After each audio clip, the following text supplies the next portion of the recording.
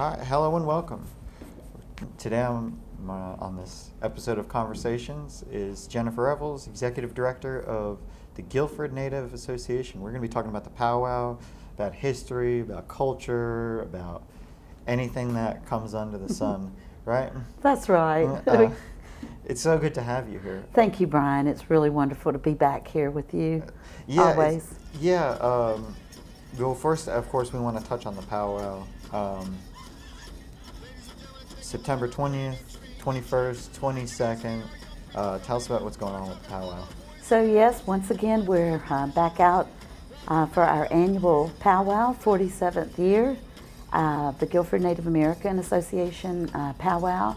This year we are doing a 2-day cultural festival for 3rd through 5th graders throughout the Piedmont Triad community, and really excited about having them join us where they will get a hands-on experience and opportunity to dance with our traditional dancers in the arena, to make a beautiful clay pinch pot, a traditional craft of the North Carolina indigenous people, as well as a storytelling session, and even we'll be able to sample our delicious fry bread. So we're really excited about having these young folks joining us to kick off the powwow on Thursday and Friday. Why is it important to get kids, 3rd through 5th graders, young children involved in this? Well, you know, we feel strongly about educating. Everything that we do, quite frankly, has an educational component in our organization, and we realize that often our story of North Carolina and Indian nations throughout the country have not been told by us, and we feel strongly about sharing the culture in its truest form and helping kids to appreciate their own heritage and their own backgrounds and those things that make them unique as well. Touching on that,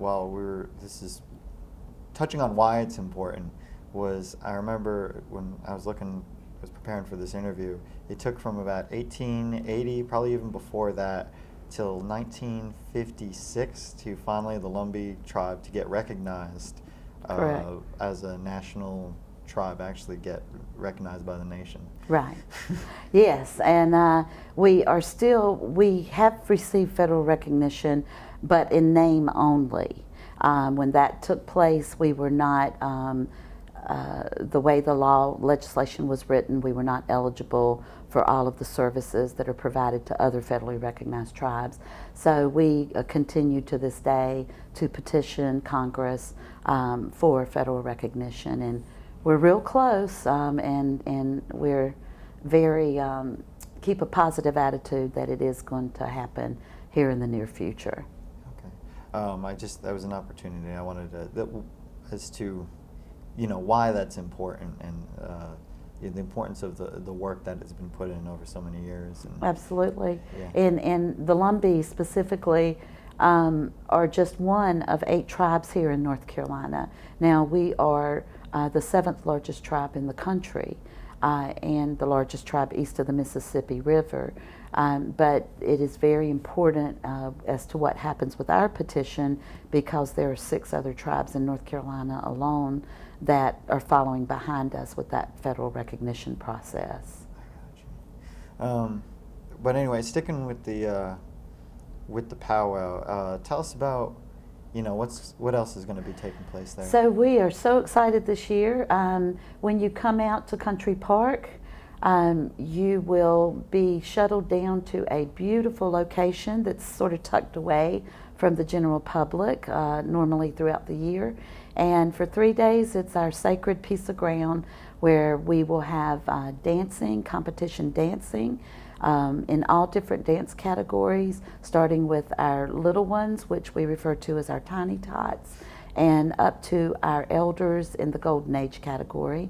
The dancers will compete and showcase their dances, their regalia, and then we will also simultaneously have drum competition, where the drums groups that come in, they will also be competing throughout the weekend. And we will have, we have had to actually turn quite a number of arts and crafts vendors away. We are at capacity, and you will find everything from traditional native pottery, beadwork, basketry, and as well as contemporary items that are all handcrafted by Native American people representing, we'll have over 40 tribes, different tribes represented during the course of the weekend. The artist will also demonstrate their work while you're there, and they love for folks to ask questions, and it's just a really wonderful feeling to be out there for 3 days. And one of the big things that so many people return every year for is the traditional foods. Only at a powwow here in Greensboro are you able to eat traditional Indian fry bread. We also have delicious collard wraps and collard sandwiches, and just some incredible traditional foods that will be available to partake. That's awesome. And I remember the opening ceremony is also just such a fascinating thing to watch.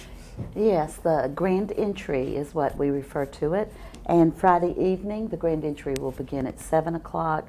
And then Saturday, there are 2 grand entries at 1 and again at 7. And then on Sunday at 12 o'clock. And the grand entry is a very special part of the powwow, and you really want to get there in time for that. It is a time where we bring in the colors, the veterans. We have the Lumbee warriors who will be our honor guard for the weekend.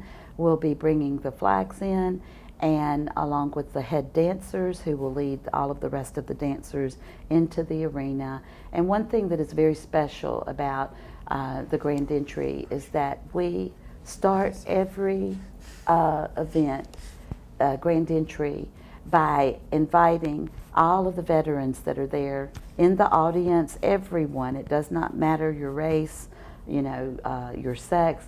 We invite all of the veterans to come out to be honored at that time. Yeah. Oh, cool.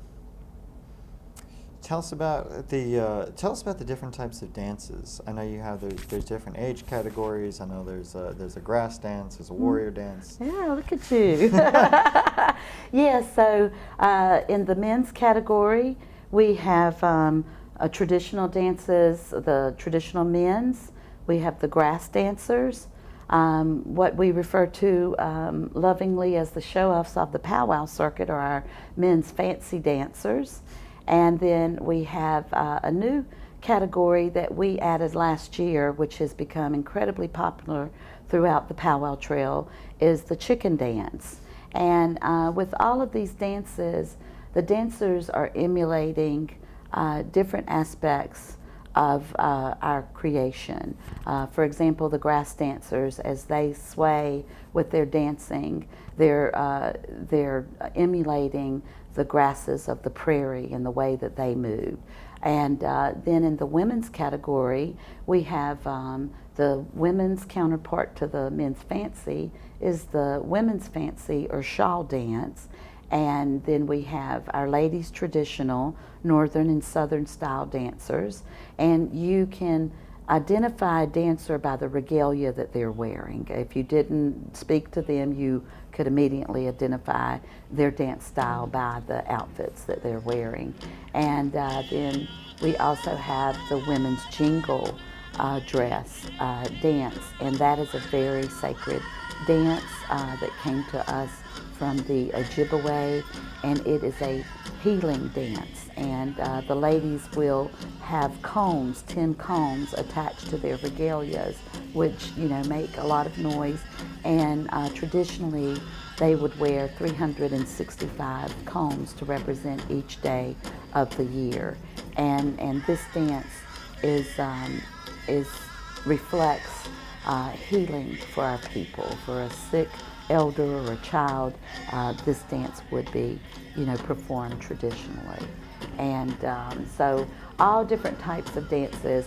You've got to come out and see our children.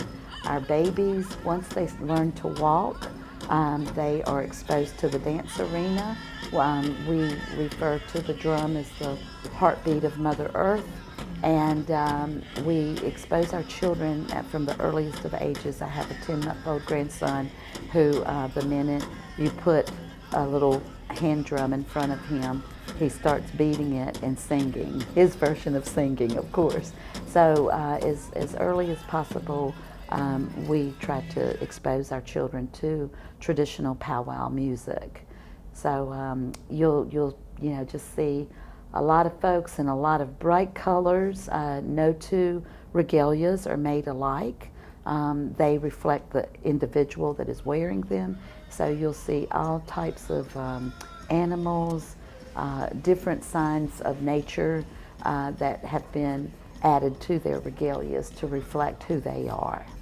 And do the dancers design them, or do you have like Yes, designers? even with, like with my little grandson, he's only 10 months old, so he's not able to tell us what he wants, but his mother is a big Batman fanatic, so he's having an outfit made, a grass outfit, that will have a Batman logo, and we refer to this as walking in two worlds, enjoying those things, contemporary things that all children appreciate, as well adorned on his traditional outfit.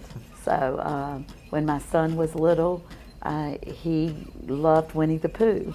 So on his moccasins and his outfit was Winnie the Pooh's face. So it should reflect the individual. My daughter, when she was a young girl, loved hearts and the colors pink and blue. So when we were putting her outfit together, that was something that we had appliqued and beaded on her outfit. And this isn't anything new necessarily, because like when I was looking at Europe and like how religions and things and traditions would cross cultures as they moved, or as empires had been crossed, or as different tribes would move, they would kind of adopt the culture of the area, and some old traditions were lost, some new traditions were made. So. Oh, absolutely, and that is no different as it relates to indigenous people. And another thing is, this is powwow season throughout the country, and particularly here in the Southeast. So these dancers and the arts and crafts vendors and the drum groups, many of them, this is their livelihood. So they travel and camp, they homeschool their children, and it is a true way of life. And it's so incredible, the education that we all get by having tribes that represent different areas of our country and even Canada to come to Greensboro and share a weekend of who they are and their dance styles and their songs. The songs are all unique as well, that you'll hear the drum groups presenting. There's a northern style and a southern style, and lots of times I get asked by school children, are those real words? Is that a real? And yes, they are speaking and singing in different languages, depending on what area of the country they reside in. And if I'm not mistaken, last year you had 2 different drum groups, correct? Yes, this year we are so excited. We have a young group of gentlemen coming from Wisconsin, and their drum, they are the Hay Creek Singers, and they were just up at Skamitsyn in Connecticut at the Foxwoods Casino, the Pequot Powwow, where I noticed they placed second in drum competition, and so they're working their way down to Greensboro, and following Greensboro they will be down in Lumbee Country in Pembroke, North Carolina, and we're so excited to have them. They are an up-and-coming drum group that is just getting attention all over the country, and have been invited to be host drum at powwows throughout the western and eastern part of our country. So we're really excited to have those young fellas, and one of the things that does is it encourages other drums, local drums in the state, to come in, because they enjoy fellowshipping with drums from outside our state and competing, as well. And then they are our northern host drum. And we also have a southern host drum this year, which is Southern Eagle Singers. And they are based out of Robeson County. And most of them are Lumbee and Tuscarora. And they're a phenomenal drum as well.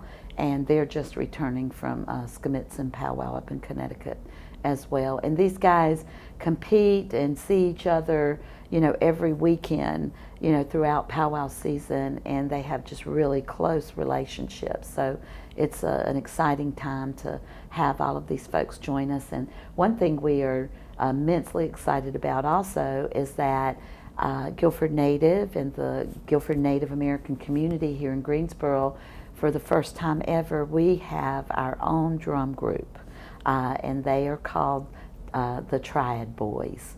And that may not sound that exciting, but for us it is. We have been holding culture class every Tuesday night at Guilford Native since we opened our doors in 1975.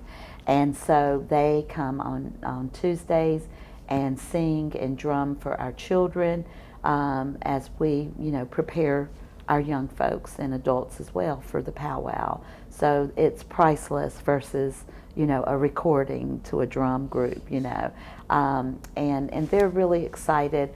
They will be actually the host drum for our 2-day, our Thursday and Friday cultural festival. Tell me about the culture class and what that entails. So, as I said, since 1975, one of the things that we started early on was a cultural class for our children and families.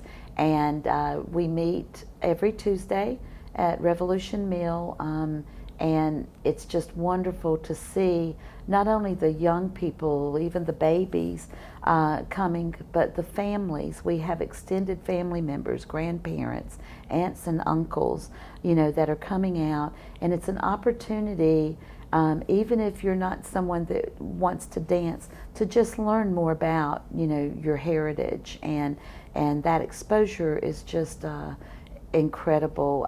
We've had young people. We have a young lady who is Mohawk, and she will be a freshman. She has just started her freshman year at Dartmouth. Very smart young lady who has been in our community with her family for a number of years. And she's just a wonderful example of starting out in culture class and not knowing the first thing about the powwow and our dances and songs.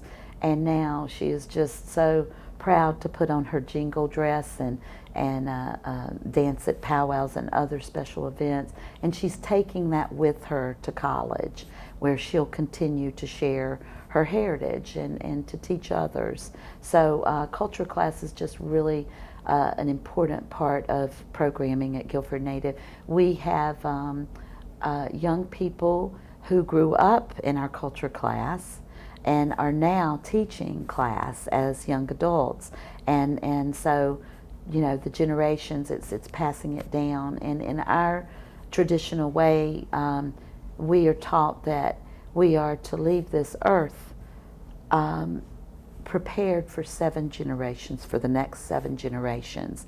And that's a big responsibility, and that speaks to how we live our life as we, walk and play and engage with people on Mother Earth. And so at the cultural class, we instill those things. We teach powwow etiquette.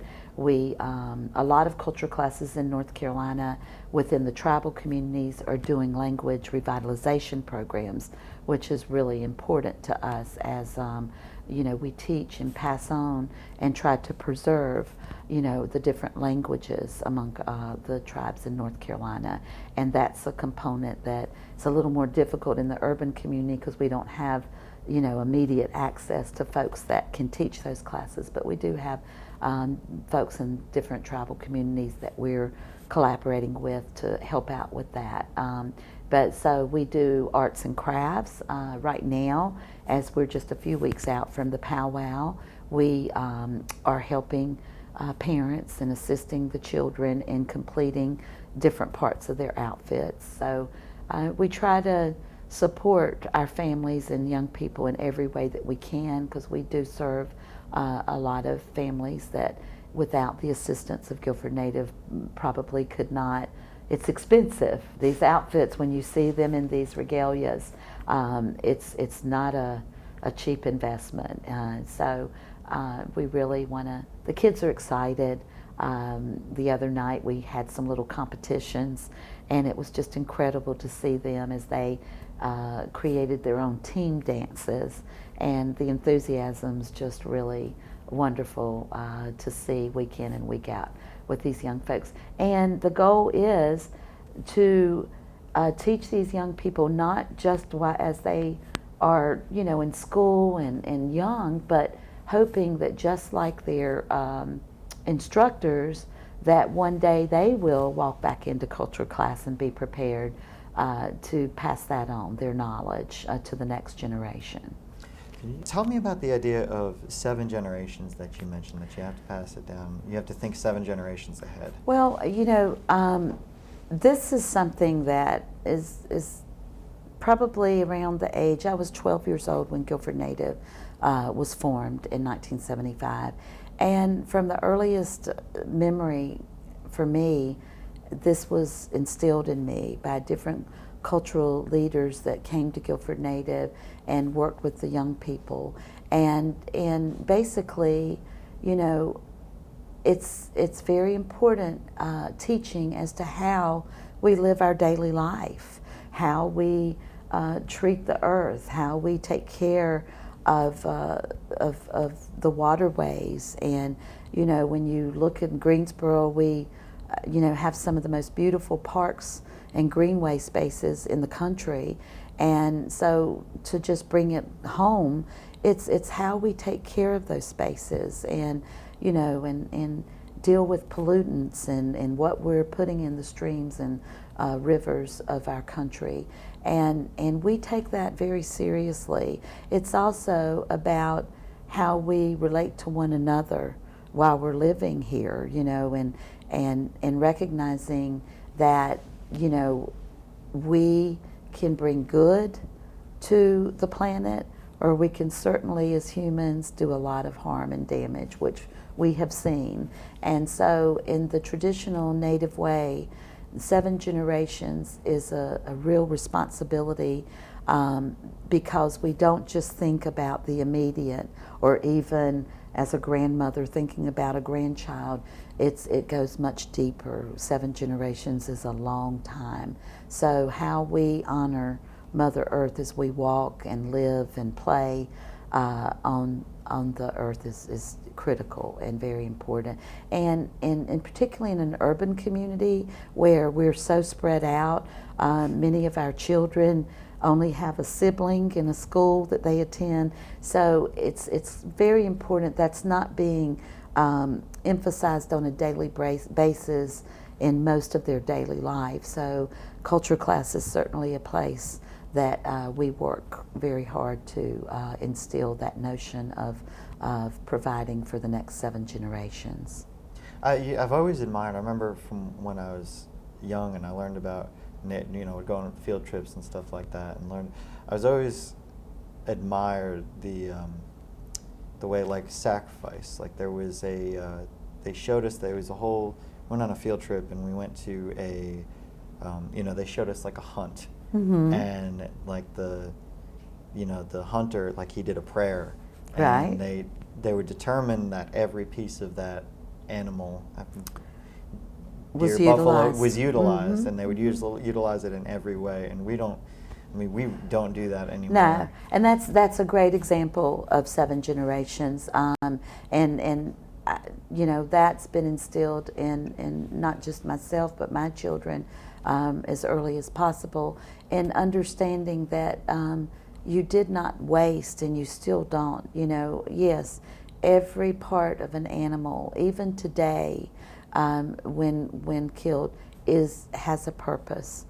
Whether it's clothing, to provide shelter, naturally a food source, but we believe that in taking care of the four-legged creatures and the winged creatures and the water creatures, then they help take care of us as two-legged creatures. And it is the way we are required to walk on this earth is to look out for every creature that exists, that is here. And I think oftentimes in the hustle and bustle of our everyday lives now, in contemporary life, those things tend to elude a lot of people. But we are constantly, one of the great things is that Guilford Native does a lot of collaborations with environmental groups and groups that are committed to preserving the land and preserving, conservation for future generations. And you will actually, my uncles and cousins that live down on the in the Lumbee community, they're all active hunters, and they always laugh at me during Thanksgiving if I'm visiting, because I have a hard time with them shooting Bambi, but I understand it. But even today, there is no waste, and so that is something that a lot of the larger society has adapted as well. And we believe that we learn from one another. We all have something to contribute, and as Indigenous people, that is a part of our heritage that is just ingrained as we live in this contemporary world. Right. Yeah, it's different living in this this concrete jungle. Yes, it is. And my friend Jay, we were talking about this because I just went up to New Jersey for a wedding, and man, everything is just so like you're constantly sitting in traffic up there. Oh. And we were talking about that, like it is not natural for anybody to just sit in traffic. Mm-hmm. Like it's just not what we were. I don't think it was what we were. What's ingrained in us is to be out and be active, right. And be a part of the earth, and not, and it's I'm trying to find the word. It's stifling, as a human being. It is. And, I always, the week after the powwow, we're pretty exhausted because it's really a small group Mm-hmm. that puts the event on. But it's so rewarding that for 3 days in September that we can come to this. As many people know, Country Park is right off of Battleground, Mm-hmm. Lawndale, Pisgah Church. So you're smack dab in the middle of the city. But when you're at our powwow site, you feel like you're millions of miles away from the traffic and the noise, and you hear that drumbeat and you're exactly. It is just really a special place. You hear none of that. You tune it all out, and so. Sometimes I find after the powwow, it's a bit of a letdown for me because it's going back to reality, and it's not only, just the location and the feel of the environment we're in, it's the people, it's the spectators that come through the gates, as well as the vendors and the dancers and their families and the singers. There's just a feeling that we are all really truly one people. It's 3 days where we're not discussing the politics of the day. Right. We're not, especially here leading into November. Yeah. We don't view each other as you're red, you're blue, you're whatever your background is. For 3 days, we truly come together and just share. And we understand that we have that opportunity as well to learn from others.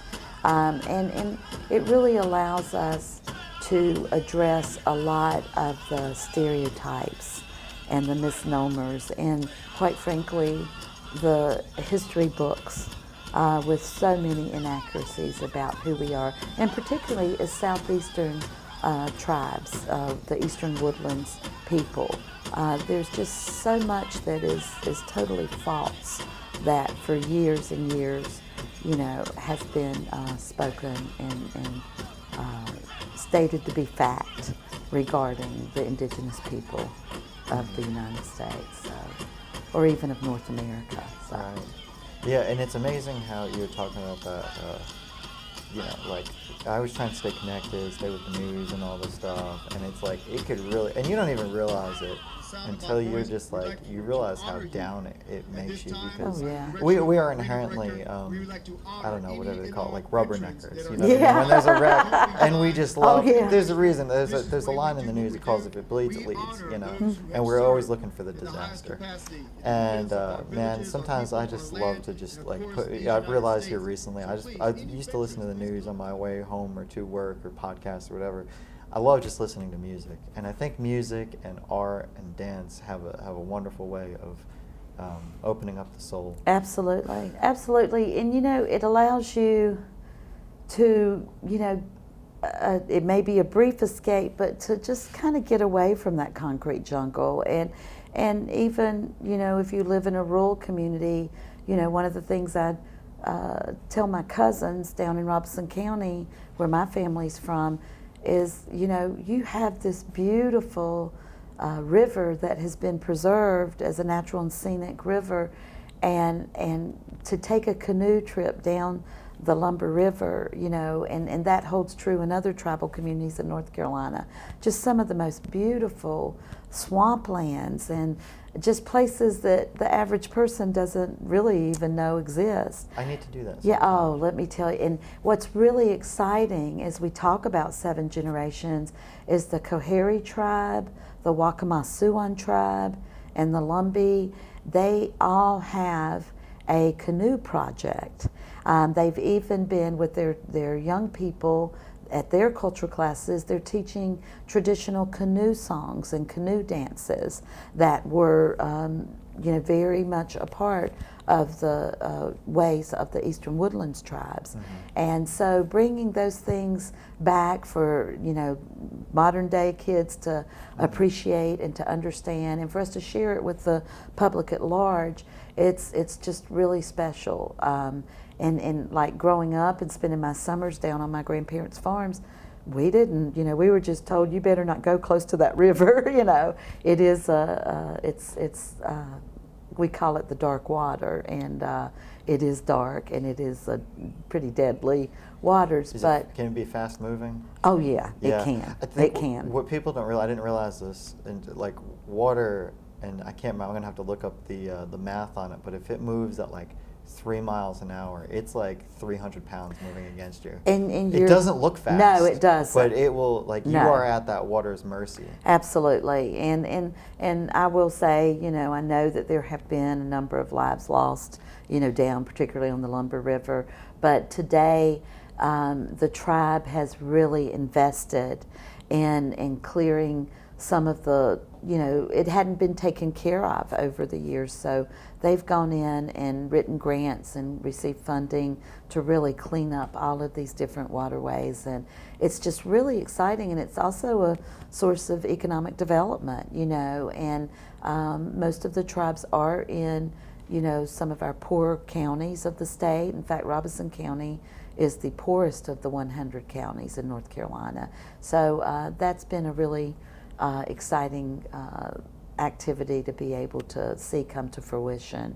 And we have a lot of people that summer camps were held throughout the tribal communities where the children got that opportunity, and to travel down the river and really learn firsthand a little bit more about their ancestors who lived in those swamps, and those swamplands protected them, from the home guard and from the folks trying to get the Lumbees and take them down to the coast to build Fort Fisher and the forts on our coast, the shoreline.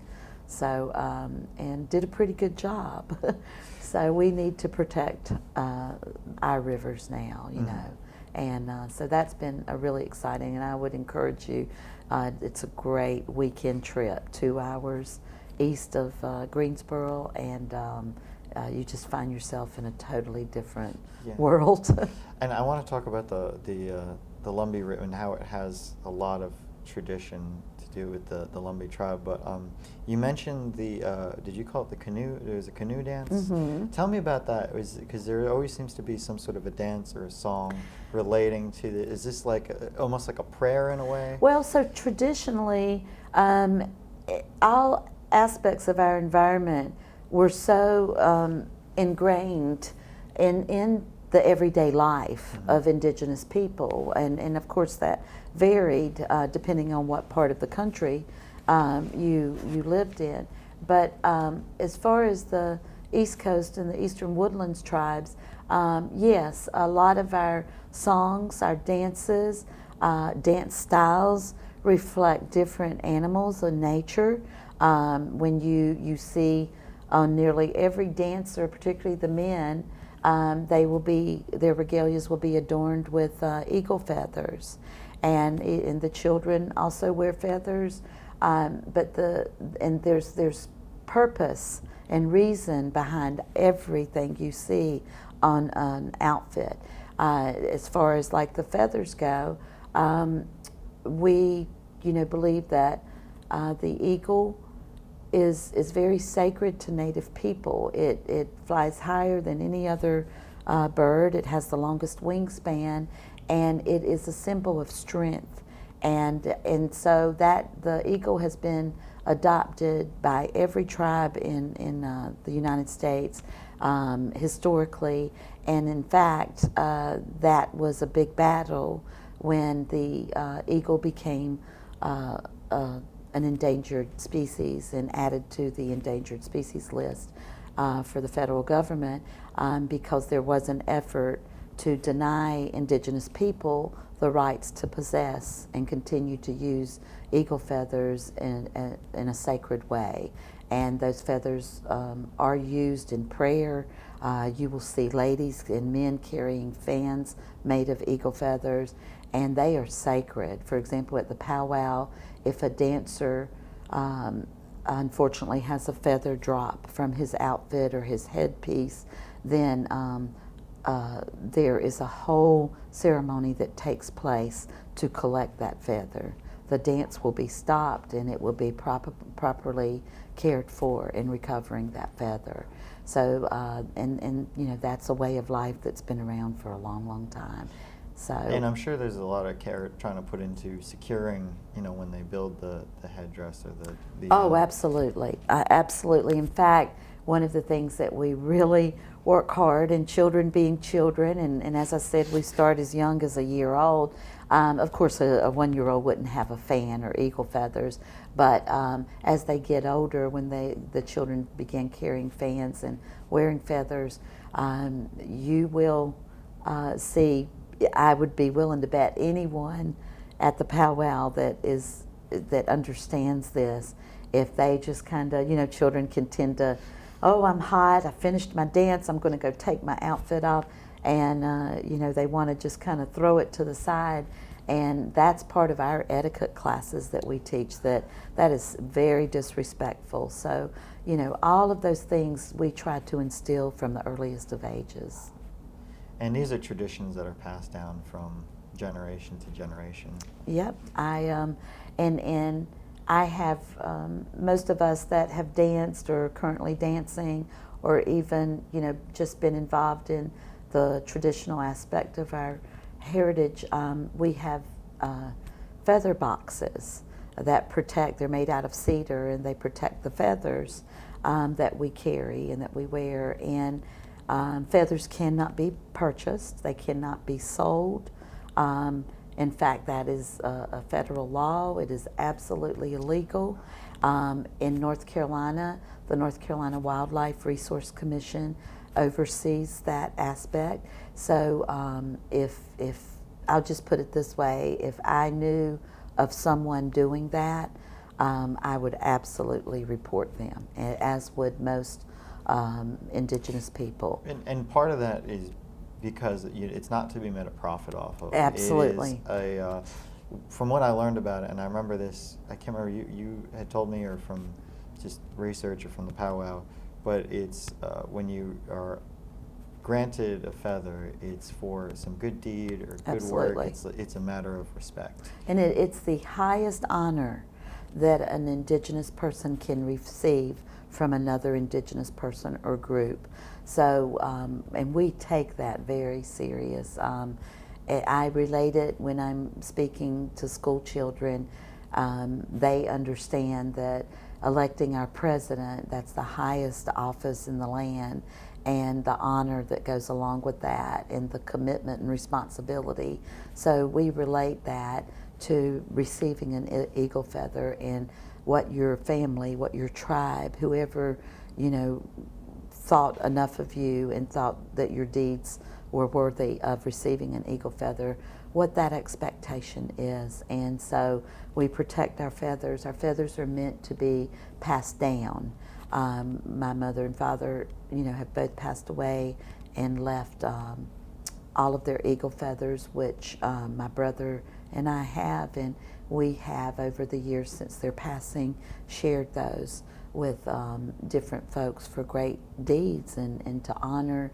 Even at time of passing, we have given feathers. We had an incredible young man here in Greensboro who was from Pembroke and is a member of the Lumbee tribe, and he was in Fayetteville with some friends, and their car unfortunately, sadly, got stuck on the railroad track, and he got out safely, and was able to get 2 passengers in the back seat out, and he went back to help the driver, and he was able to get him out, but Chris was killed in the process. And just a remarkable, remarkable man and friend to all of us. And so at his funeral, we presented his family, his mother and father, with an eagle feather, and they shared with us later, as most people do, just how important and how that really helped in their healing.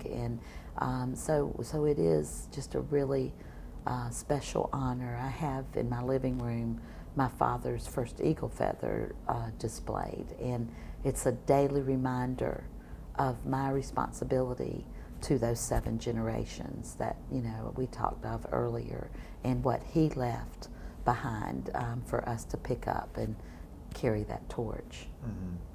We could talk about your father too, because he was one of a kind. Yeah. But yeah, how is it the eagle? Like, how is that selected? Is there like a committee or something like that? No, I have, since my parents' passing, and even before, I've been presented eagle feathers. It's you can.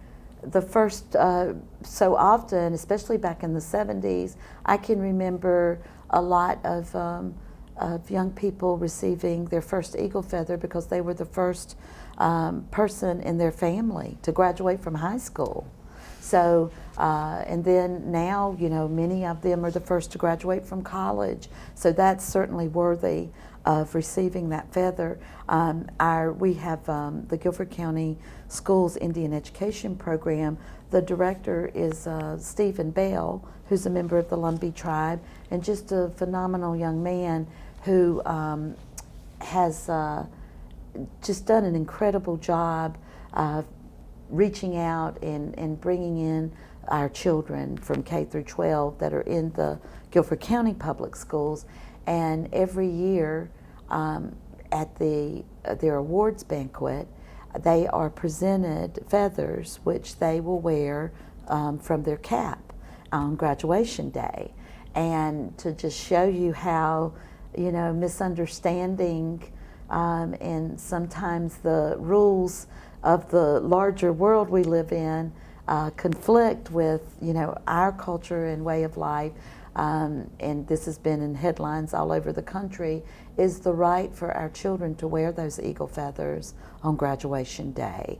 When my kids, who both graduated from Northwest Guilford back in the 2013 and 2011, there was no policy allowing students to wear the feathers. So little by little, the state allowed each county, each school system, to determine whether they could. And so this is something that all of the tribes, Guilford Native and the other urban centers, the North Carolina Commission of Indian Affairs, we all came together and said, our children, this is a part of who they are. This is the highest honor they can receive, and we want them to be able to wear these feathers. So now today in Guilford County, any Native student can wear their feathers without fear of them being, collected by their teachers or, principal. So it's vitally important, just as we allow folks of different religious backgrounds and faith backgrounds to wear certain attire, but this is also why even being with you today is so important, the opportunity for our powwow to educate folks who want to learn. I genuinely find that most people are curious, and once you start talking and sharing and they visualize, for the first time what's actually taking place and what it all means, then people are good with it, and don't see it as a, political football, and which is not what we, ever envisioned it being. But it is such a sacred part of our culture that has been passed down for thousands of years. So it is definitely something that we want. And it means the world.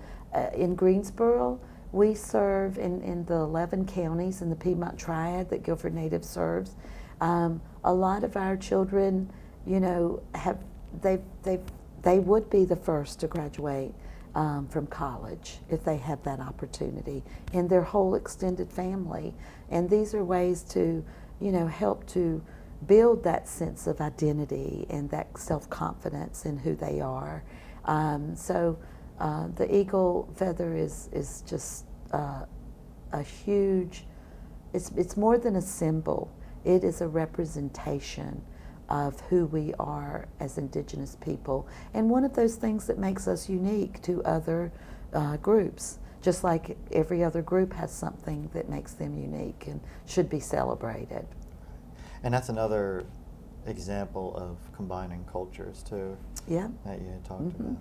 It absolutely is. And it's kind of interesting as you see the kids today adorn their graduation caps with beads, and they paint on them and decorate them to reflect the individual wearing it. And I get that, Now in my day that wouldn't have been tolerated, but they are individuals, and it's what's so amazing to me is how just that feather hanging from a student's cap, the conversation it evokes with other students, with teachers, with their student, with the administrators, to help them to understand a little better of who that person is, and so it's a very sacred part of who we are and our identity.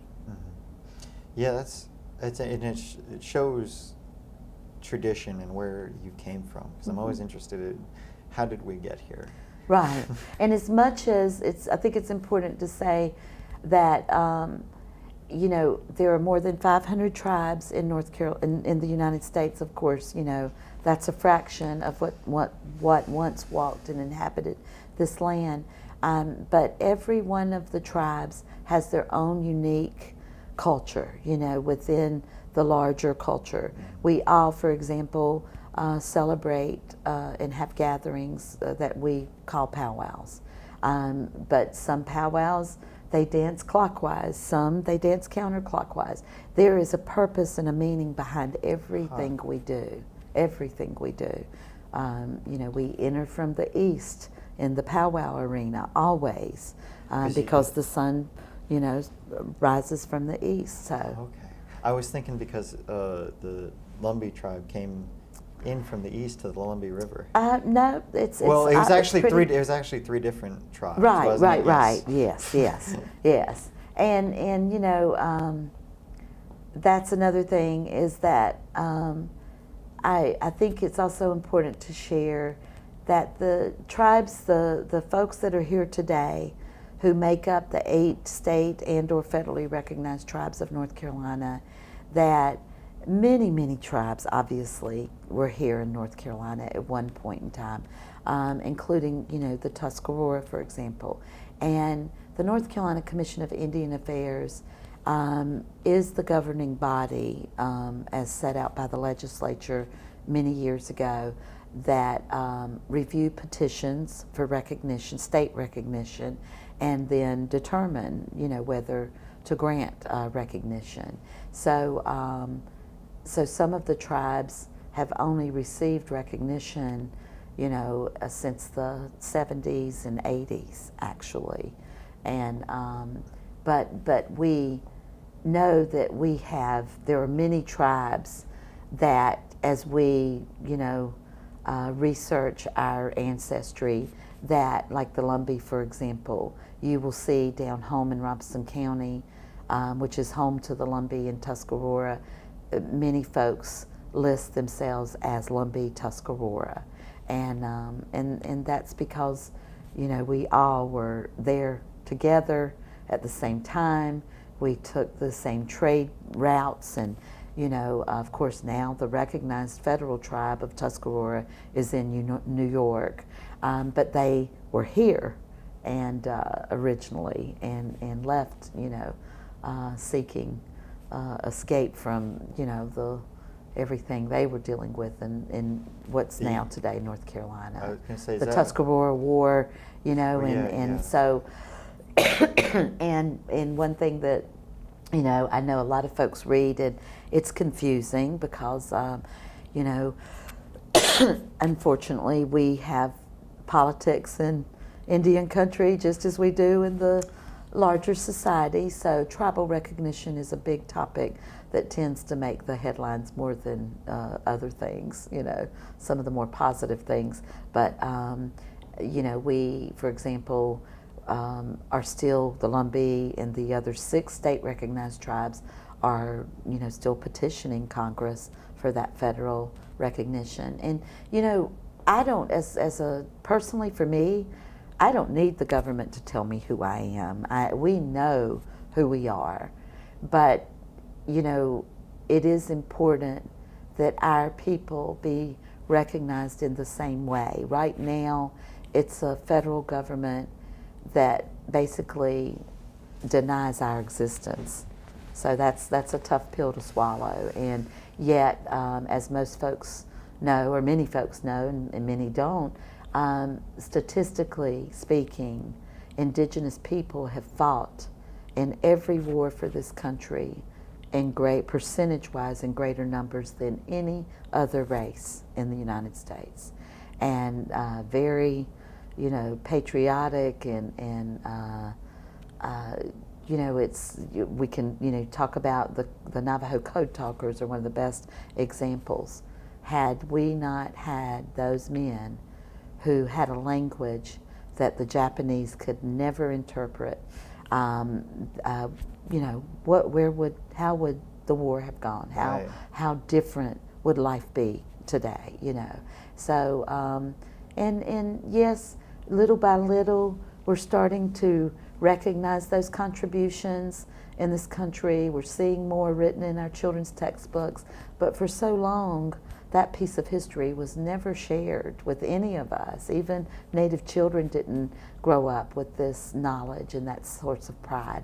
So that's again one reason our powwow and just our whole existence as an organization, not just serving Native people here in the Triad, but embracing the culture, the society at large, and saying, join us, help us to educate you so you can help others. Our numbers are small on the scheme of things. So we have to have other people who say, hey, I want to learn and I want to be able to, make sure other people understand. And so we spend a lot of time with our programming directed towards education. Mm-hmm. And there was a big push for, I was reading about the normal schools and, yes, and getting that education pushed forward. Absolutely. It's, again, another real sense of pride that North Carolina is home to the first school, all-native school of higher learning. As most folks may or may not know, under Jim Crow in the South, Lumbees and other tribes in North Carolina could not attend state-supported institutions, so none of the UNC system schools. And yet at the same time, our parents were no different in those days of wanting to give their children a better life, and education was certainly a way to do that. So a handful of Lumbee people petitioned the General Assembly and said, you know, we want to start a school for our children. So what today is the UNC Pembroke Indian Resource Center on the campus, commonly known as Old Main, was the first building on the campus, and it now houses a beautiful museum that tells the story of the Lumbee and the other tribes of the Southeast. And so we have, the Lumbees are known for having that first university or first college, and we have more undergrad degrees and advanced degrees among the Lumbee Indians than any other tribe in the country. So we've got folks doing a lot of really good things. And the university is now part of the UNC system, and it's one of the fastest growing schools in the state. So we're really proud. It was established as the Croatan Indian Normal School. My mother was educated. At that time it was Pembroke State College, and graduated from there in 1958. And as most of my aunts also attended there, so I come from a long line of educators. But it's ironic that after they received their college degree, if they stayed in their tribal communities, you had the option to teach or work the farm. There just really weren't a lot of other opportunities. So that's how a lot of the folks that are here today in Greensboro and call Greensboro home got here, is that back in the 50s and early 60s, families were leaving the impoverished rural tribal communities and coming to the urban areas like Greensboro and Charlotte and Fayetteville, looking for better job opportunities. They came here specifically looking for jobs in the textile mills. One family would come up and they'd say, hey, you need to come on up, the pay's good, you know. And so most of the Lumbee families, particularly that have settled today here in Greensboro, their families came from the Robeson County tribal community. And now, of course, we have more than 30 different tribes represented from across the country just in the Guilford County schools alone. So, and we serve about 8,000 indigenous people in the 11 counties of the Piedmont. So, and that's larger than all of the 8 tribes in North Carolina except for the Lumbee. We're the population in this 11 county area. So, and that's when Guilford Native was formed in 1975. As these families were relocating, we discovered that in 1975 we had a 95% dropout rate in the Greensboro City school system. Back in those days there was the Guilford County schools and the Greensboro City, and most of our students were in the city.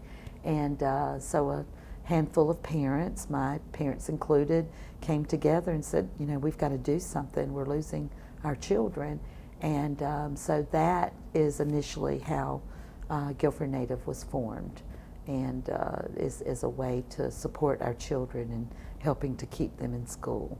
Did they find out why there was a 90%? Well, you know, their parents, most of the time, most often, as families relocated, you came with 2 to 3 generations living in one home. And so, you know, grandparents oftentimes had 3rd grade, 4th, 5th grade education, and the parents may have graduated from high school, but oftentimes did not. So the emphasis on education, although, they relocated here to give their children better opportunities, they were lost in a world that was so different from theirs. We have a elder here in Greensboro, Miss Daphne Strickland, who shared stories with me some time ago, and it was as basic as getting some of those families together and teaching them how to get on a bus. They had never ridden a bus before. They'd never paid bus fare. They didn't know the city, so they didn't know where they were supposed to get off, So she would take Indian families and teach them how to ride the bus to get to work, to get to the grocery store, and that sort of thing. So it was really just a lot of, basic needs that we take for granted. Is this just come from a different background, just a more rural Yeah, background? well, rural, which so many people who relocate to urban areas of all different walks of life had to make that adjustment. But also, Robeson County, my parents, who both graduated from college in '58, they attended all Indian schools. There was a white school system, a black school system, and an Indian school system. So just think about that. 3 entirely separate school districts in one county. And this was the case in all of the tribal communities.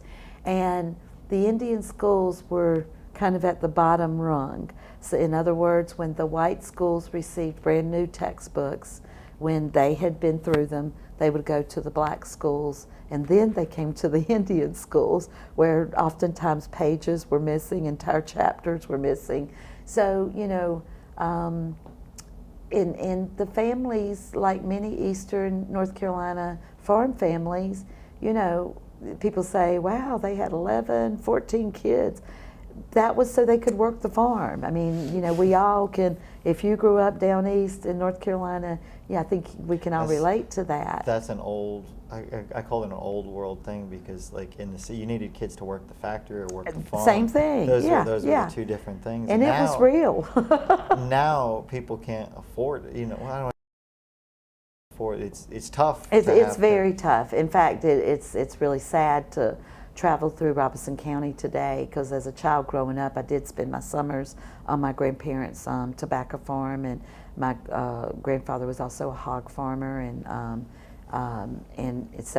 they grew. I mean, they were self-sufficient with their food source, and to see that beautiful land this time of year, full of crops, and now today, it's a totally different dynamic. And it's really unfortunate, but because that was a way of life that sustained generations of not just indigenous people, but people from all different backgrounds in Eastern North Carolina. And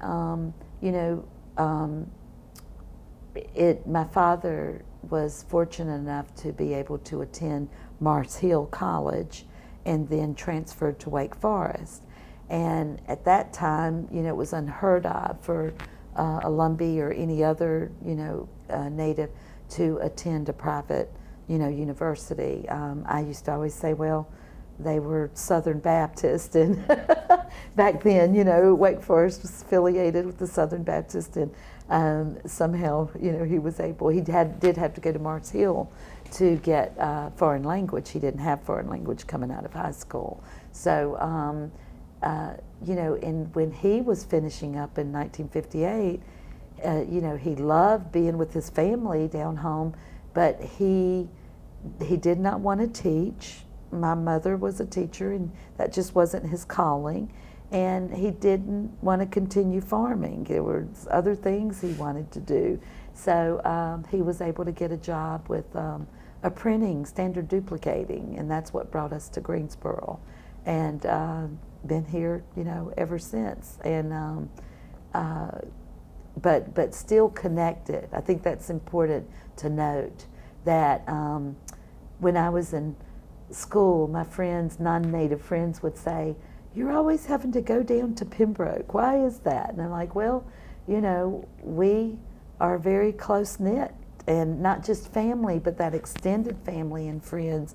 And anytime there was an event going on, is a birthday, grandparents' birthday, what have you, you went home, and we spent our summers there working on the farm. My mother and many of my aunts were teachers, so we all met at the grandparents' farm, and that's what we did.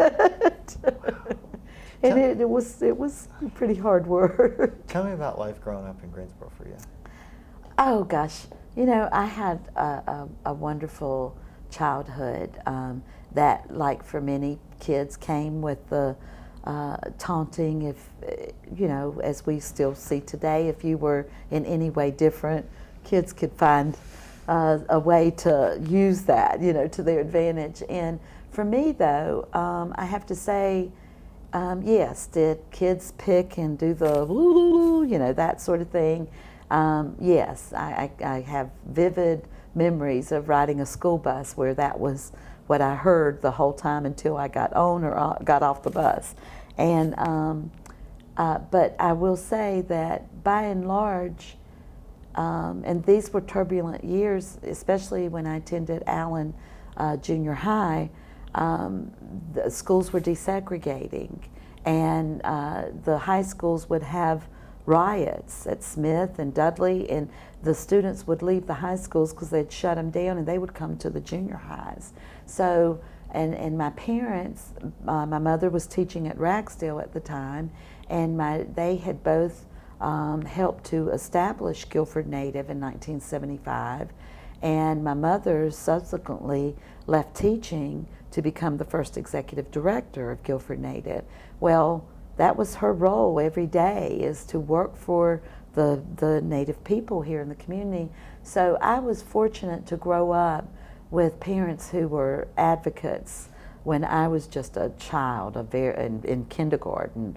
And sometimes, though, as children, you know, there were things that my parents didn't know that happened to me until I was grown, and they would say, "How come you never told us that?" And I was like, "Because I knew you would come to school, and then kids would pick on me." You know, Well, you don't want to make a bigger deal out of it than exactly, it's already. Exactly.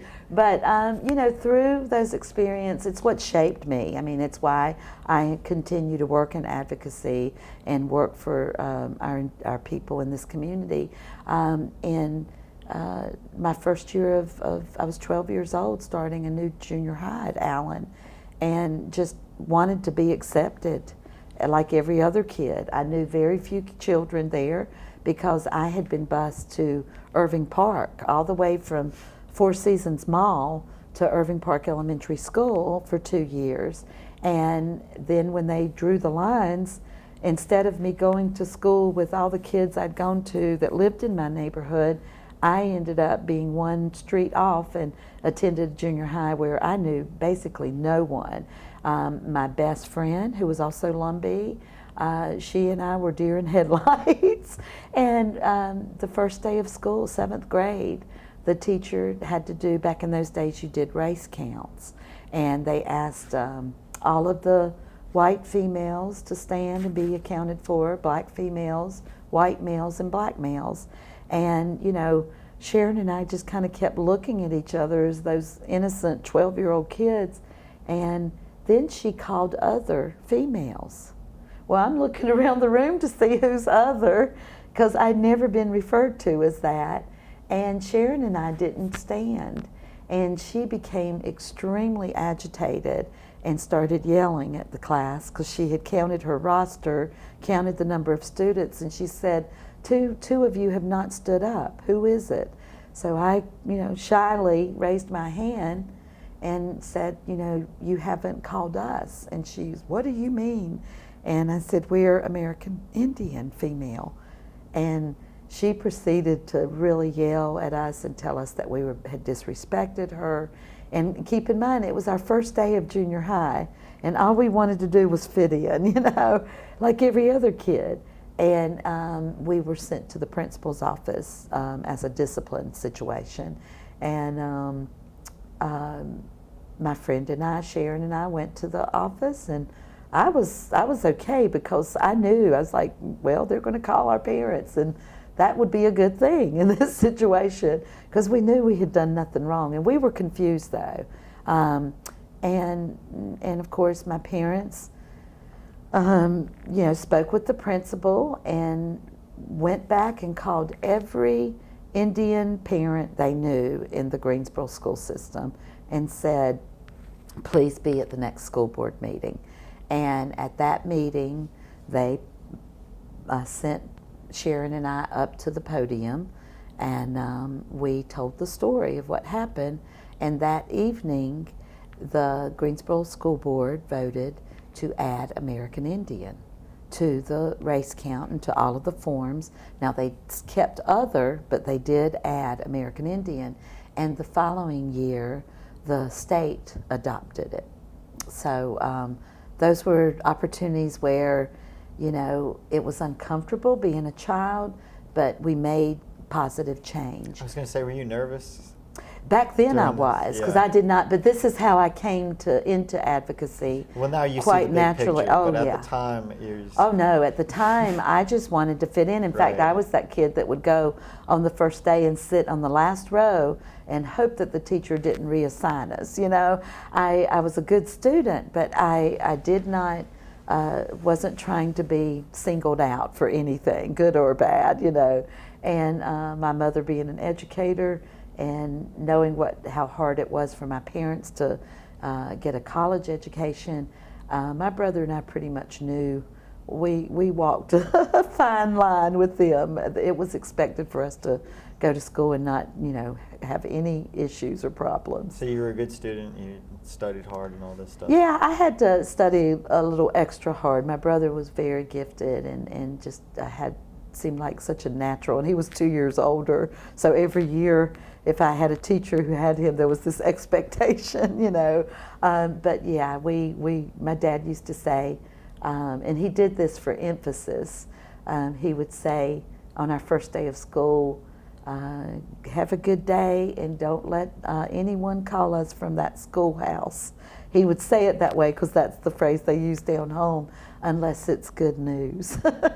And we took that to heart. But yeah, and it's interesting when I look back on how I was pretty shy until I did go through those middle school or junior high experiences, because that was my first real encounter. Now, I did have a teacher in 4th grade who the students just were scared of. I have to be real honest. She just didn't seem to be a happy person at all. And so you just knew to try and, you made sure you didn't do anything weird, because she would single you out real quick. And one day, just sitting in class, she had me stand up and she said, Jennifer's Indian, and I want her to tell you all about the Indians. Well, I was in 4th grade, and again, I was a deer in headlights. I felt so humiliated. And With like zero preparation. yes, yeah, she just called me out, and the kids they started laughing and snickering, and it was embarrassing. So when I got to junior high, I had cheered at Glenwood Community Center for years. I was a cheerleader. I remember you telling me about the tryouts last time we talked. Yes, and so that was quite an experience to realize that, they selected 4 white cheerleaders, 4 black, and then 4 on merit. And, my parents sat me down and said, you're going to have to be that one on merit. Now, did they make an effort to get that changed? Absolutely. It didn't come until I graduated from Smith, from high school, because all through high school it was the same criteria. And even in high school, the homecoming queen at Smith, you had a homecoming queen, and if she were black, then Miss Bennell Smith was the white student that had received the most votes. So you had essentially two homecoming queens, and it was white or black, so we weren't even figured into the category, there was no category.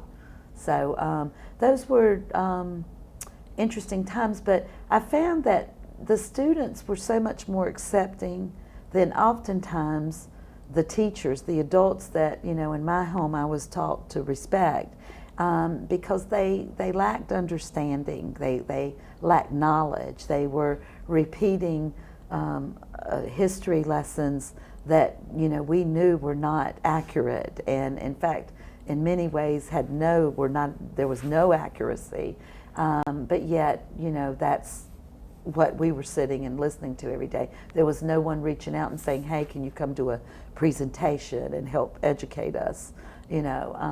So Guilford Native really put an emphasis from its beginnings in '75 on reaching out to the larger community and being a support system for not only the Native people but for non-Native community. And I feel like we've been a vital part of this community since we opened our doors.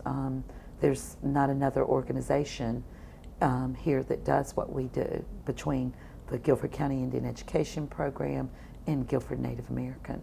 Now, did you go to college? Yes, I went to Appalachian, and that was quite interesting. I kind of came into my own once I hit junior high as far as getting involved in student government, and my dad had been bitten by that political bug. There. And really, I say it's what I knew. When you talk about what were your hobbies, my hobby was getting up on Saturday and going to shopping centers and passing out literature for my dad in my cheerleading uniform, which we were the Glenwood Indians.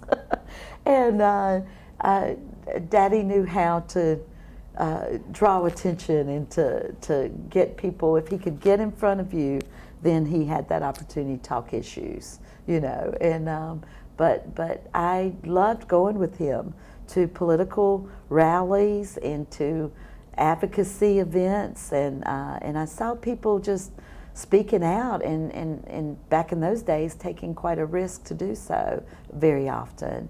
So it's now been pretty much what I know.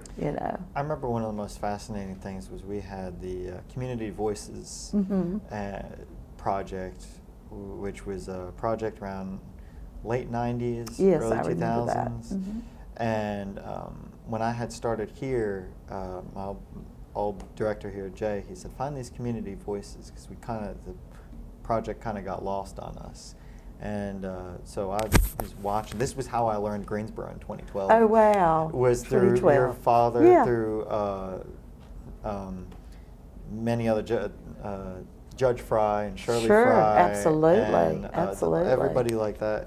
And Dr. George Simpkins was Oh, another yes. one. This is how I learned. Incredible. This was how I learned about Greensboro, because I'd only been here for a couple months, and I'm from New Jersey originally, so this was. It's a great introduction. It really was. Because you're getting real stories, real time, as opposed to anything you might pick up and read, or those were quite some incredible folks. And that I was blessed to come up around the Fries. In fact, I tell this story that in 1972, my father ran for the State House of Representatives. And back then, the districts, we have district lines and all that today. You ran in all of Guilford County. And the primary, there would be, 20 people running on the Republican and 18 on the Democrat. It was just huge numbers, and you had to compete against all of them. So in the general election that year, my dad made it out of the primary and on the Republican ticket. And Mr. Henry Fry was running for the same position on the Democratic side. And what really amazed me, and even today, it shaped me to the point that I have a really hard time with the way our country's gone politically today, is they were such good friends. They would have a debate, a local debate that a church or a nonprofit group would sponsor, and there was just the animosity and the downright hatred and vengeance just was not there back in those days. In fact, the Fries had two sons that were close in age with my brother and I. And every Saturday we would run into them campaigning at the same shopping centers. We didn't have malls back then, so we would get dropped off, a group of kids, and Daddy was known for investing in young people. There were a lot of articles the News and Record would do because he had every college had a college group that was organized for my dad, and as well as high school students. So Daddy really believed in young people getting involved in the political process, and I think there was an attraction to the fact that he was a Native American, especially by the younger folks, and they just latched onto him. They were always at our house. I could tell you it was like, we were this open door. People were just always in and out. And it was such an exciting way to grow up because not only had my mom started as executive director at Guilford Native, but my dad running for public office, the two of them together, I was just getting a wealth of education in terms of real life and the things that are really important to all of us in life. And but Harlan, the Fry's two sons, we were oftentimes together with them, and we became friends with them, and to this day, we know each other well, and we watched each other's parents' careers grow, and oftentimes my mom and dad have been recipients at dinners of awards where the Fry's were also being honored, and so I do have a lot of respect. Folks like that certainly were mentors to me, along with people like Alma Adams and Katie Dorsett, and I can just reel off today. Yvonne Johnson is someone that has taught me so much and about our community and leadership. And Bernita Reed is doing, we work with her on a program that's called Conversations in Black, and she interviewed both Shirley and Henry Fry, and watching them together is, forget about race or anything like that. They are like the perfect example of what a married couple should be and how to respect each other and how to treat one another, and how she will correct him on dates and stuff like that, and he's was that it? Okay, yeah, that's right. And he just you're right. Yeah, that's I'm forgetting. Well, I refer to it as a tag team. Yeah, they knew each other better than anyone else, and it made for. I mean, we benefited. The city of Greensboro, the residents here certainly are the benefactors of that incredible couple. The time that they gave so freely for so many different causes and efforts, and it's a lot. It's a huge commitment, and they never slowed down. I mean, they just got busier, and my parents were like that. My father passed at 67, and which is young, and it was such a shock for obvious reasons, but at the same time, I felt like, and one of the ways that helped me to cope with his passing so young was he didn't waste a minute of his time. It was almost as if he said, I've got a lot to accomplish before I leave here. And it was round the clock. I had some grown adults now share a story with me last week, and it really touched me. Because that was while I was away at college. So we had, my mom found a van, a church group donated a van to Guilford Native. And it ran. It wasn't the prettiest thing. We painted it and put our logo on the side. And they used the van to take kids from our culture class to powwows during powwow season, this time of year. And one of the girls that grew up, Wanda Atmore, her dad drove the van, and her mom always went, and oftentimes my mom couldn't chaperone things like that because she was writing grants, doing so much to keep the organization going. And she told me just recently, she said, Jennifer, like clockwork, she said back then powwows were on Friday and Saturday. She said we'd come in on Saturday evening to bring the van back and get their car. She said, and inevitably there was your mother's car. And it said it didn't matter if it was 11 o'clock at night. And she said she would we'd have to knock her because sometimes she'd be asleep on the sofa in her office. But those types of leaders, I've been so blessed all throughout Indian country in North Carolina to grow up with mentors like that. And when I tell you, they gave so freely of themselves. They sacrificed so much, vacations and things like that for a greater cause. And we're the benefactors of it today. And to me, it's just as important as we teach our dances and sing our songs for our young people to know about those leaders and how they fought in a time where it wasn't popular, so that we have the privileges that we have today. And so we spend a lot of time through our culture class and other programs and making sure that we talk about those folks that these children never knew personally, but nonetheless have impacted their lives, especially in the urban community. One of the fascinating things I remember learning about your dad was that he would argue both sides. Like if he ran into a Democrat, he would argue the Republican side.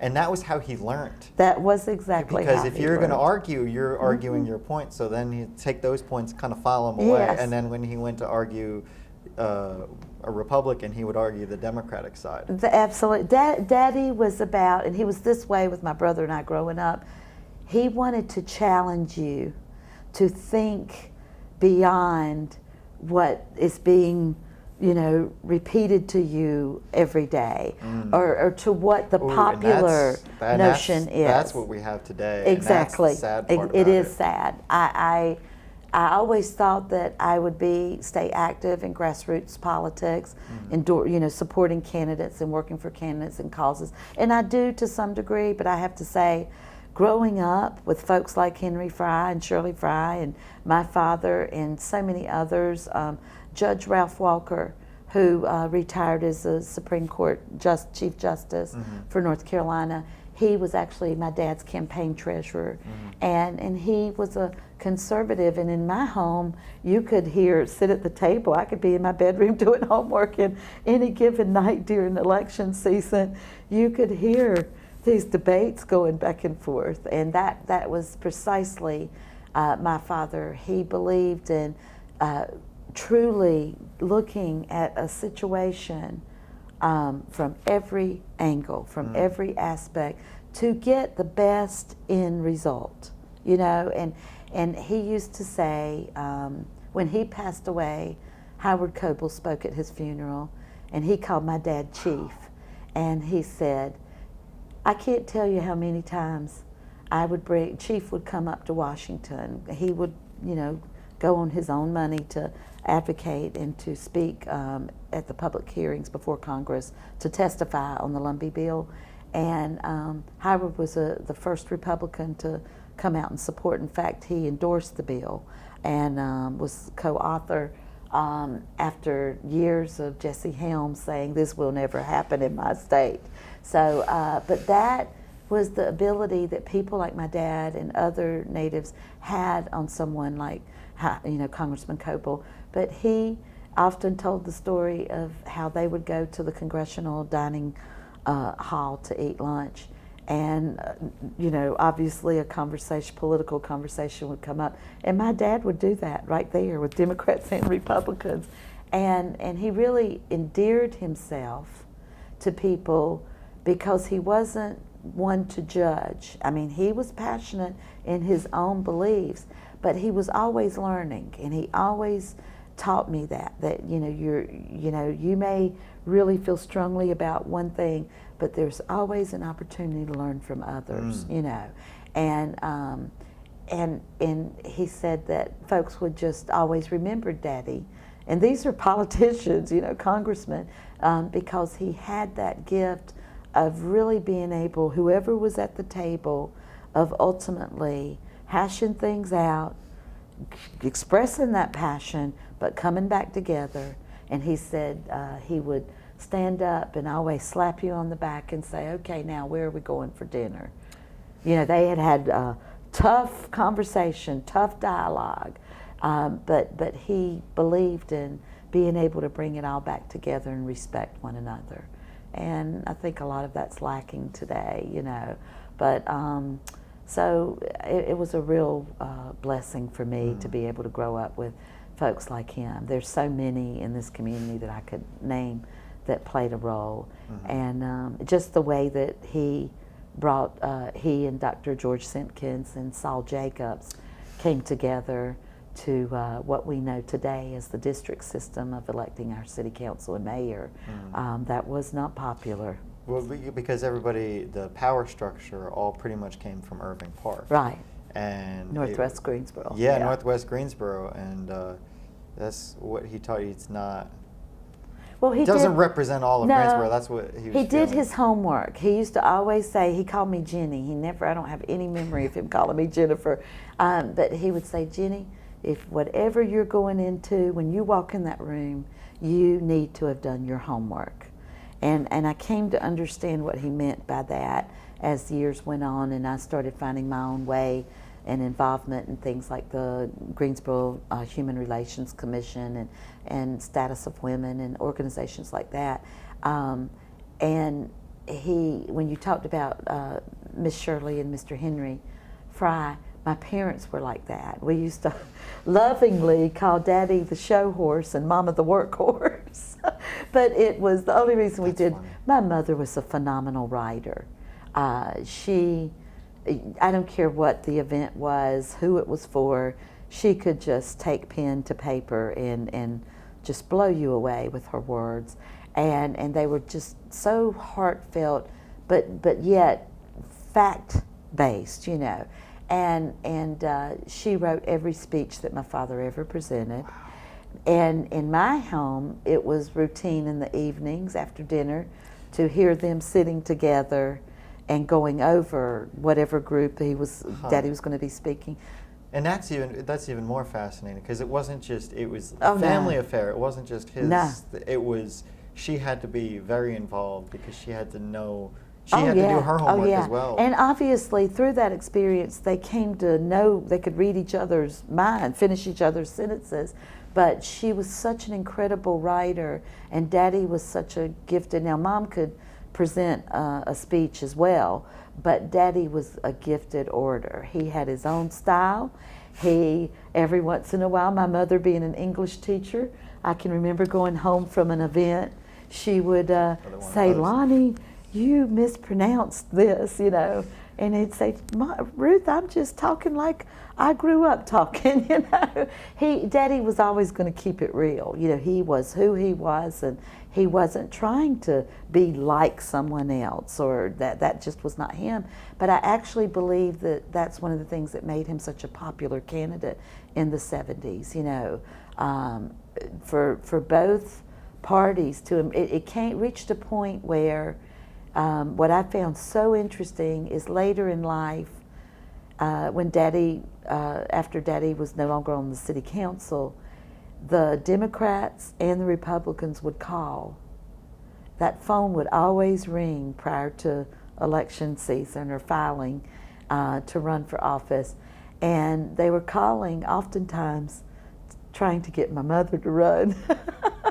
Because as people grew to know her, they realized she was a force to be reckoned with, you know, because she was Guilford native. Under her tenure for 22 years was one of the top urban Indian centers in the country.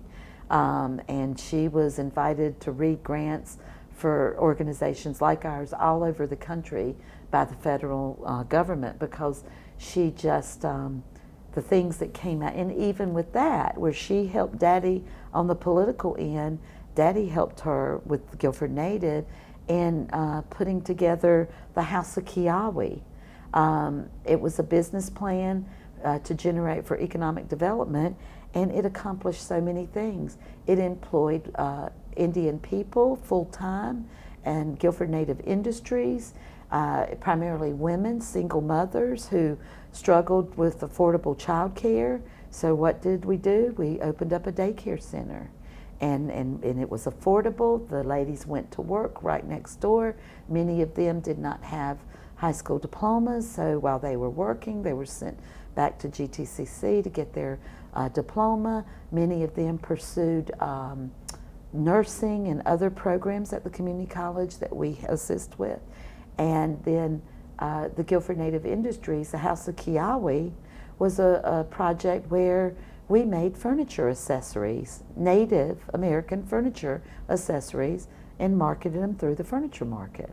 And it was very successful in having our art gallery here in the Cultural Center. We retailed the furniture in our gallery space, gift shop. And then she created Rising Star greeting cards. What that did was it afforded 20-some artists, Native American artists throughout North Carolina, an opportunity to be commissioned to produce greeting cards that, again, we retailed at many different places throughout the state, but as well as in our gift shop. And this gave these artists who live in rural, very poor communities exposure on a statewide level and helped them to grow their own business. And so we had a store, Pocosin, which was down on Elm Street, right next to the Triad Stage, where Triad Stage was located.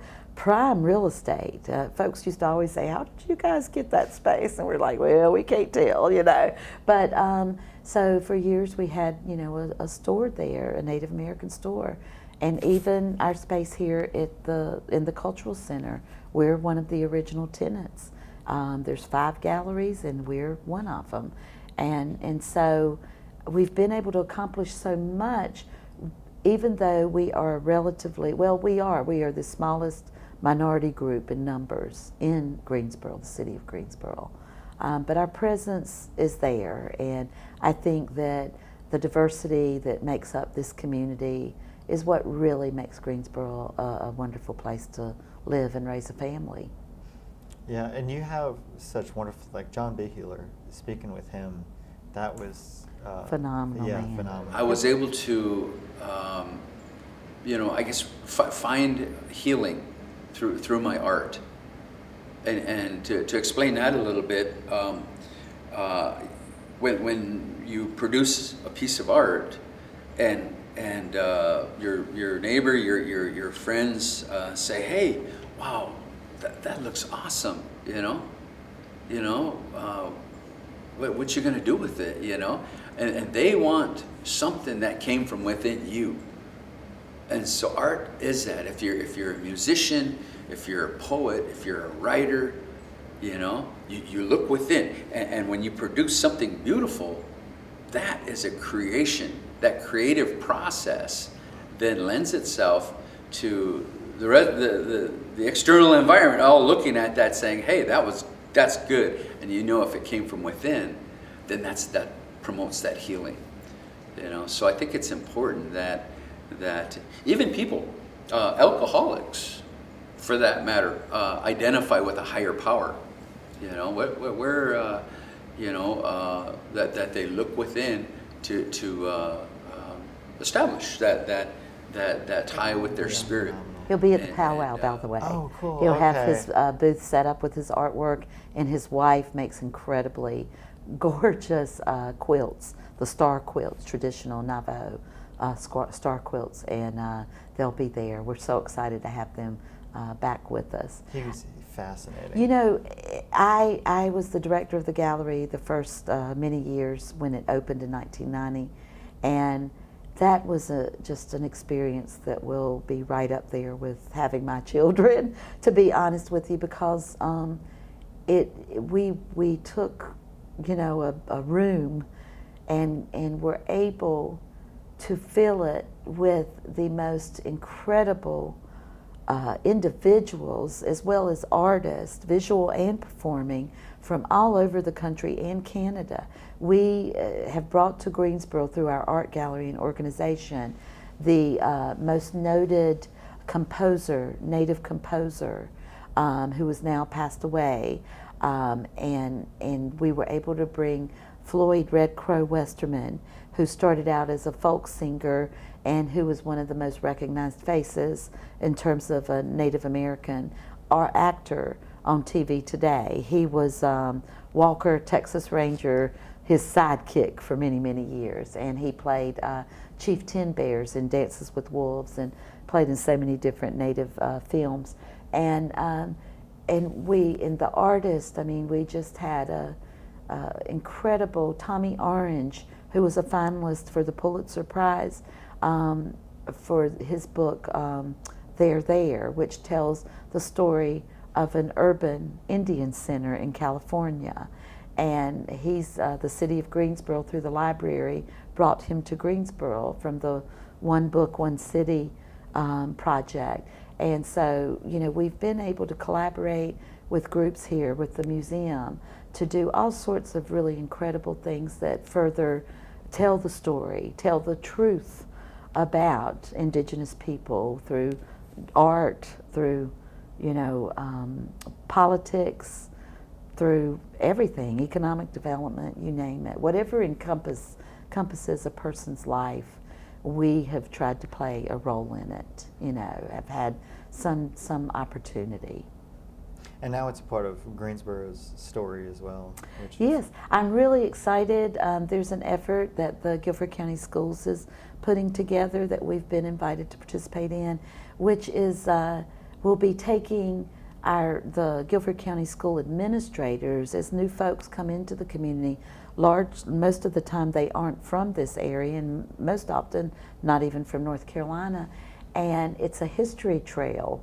So instead of just saying, oh, okay, this is the history of Greensboro, these are the people that make up this community, we literally are doing a timeline that begins with the Kiawe and the Saguaro Indian people who were the first inhabitants of what we know today as Greensboro and Guilford County.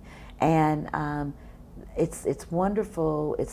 We have such a diverse group of people coming together to tell stories that you're not going to find in textbooks, that most teachers, I'm willing to bet, in this community aren't aware of. So that type of effort is really exciting, to be able to tell, you know, when you drive down the Lonnie Revels Greenway, well, who is this man and how did this name get here, you know? It's much more than just a street sign, you know. And the Glenwood community, you know, one of our historic communities in Greensboro, the role that Lumbee Indians played in that community and how it became home for, you know, and is still today for a lot of Indian people. So we like to think that, you know, as I tell the city, you know, when we bring folks out to our powwow, that's economic development for everyone in the community, you know. And I say that because as much as we honor our traditional ways and that part of our identity that makes us who we are a part of contemporary Greensboro and what takes place here today.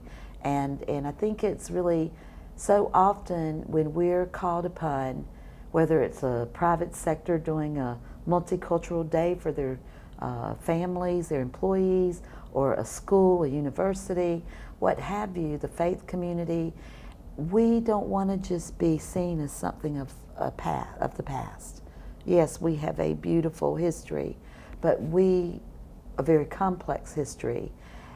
But we want people to understand that we have folks of Native background in our community today that are doing some pretty special things, and that we are a part of solutions that make our community better. And where do you look to the future from here for the Native community, for the Lumbees, for maybe for the Native American Association? I feel, you know, being executive director of an urban Native American center, it has challenges that I, you know, expected. I was fortunate enough to have grown up with my mother, who was the first director for 22 years. And even after she officially retired, she still was involved. So obviously that gave me a real insight as to what to expect. But I am so hopeful and excited about our future. And one of the biggest reasons is because we are retaining our young people through culture class, through programs. For example, we've received a grant that is allowing us to address health concerns among Indigenous people in our community.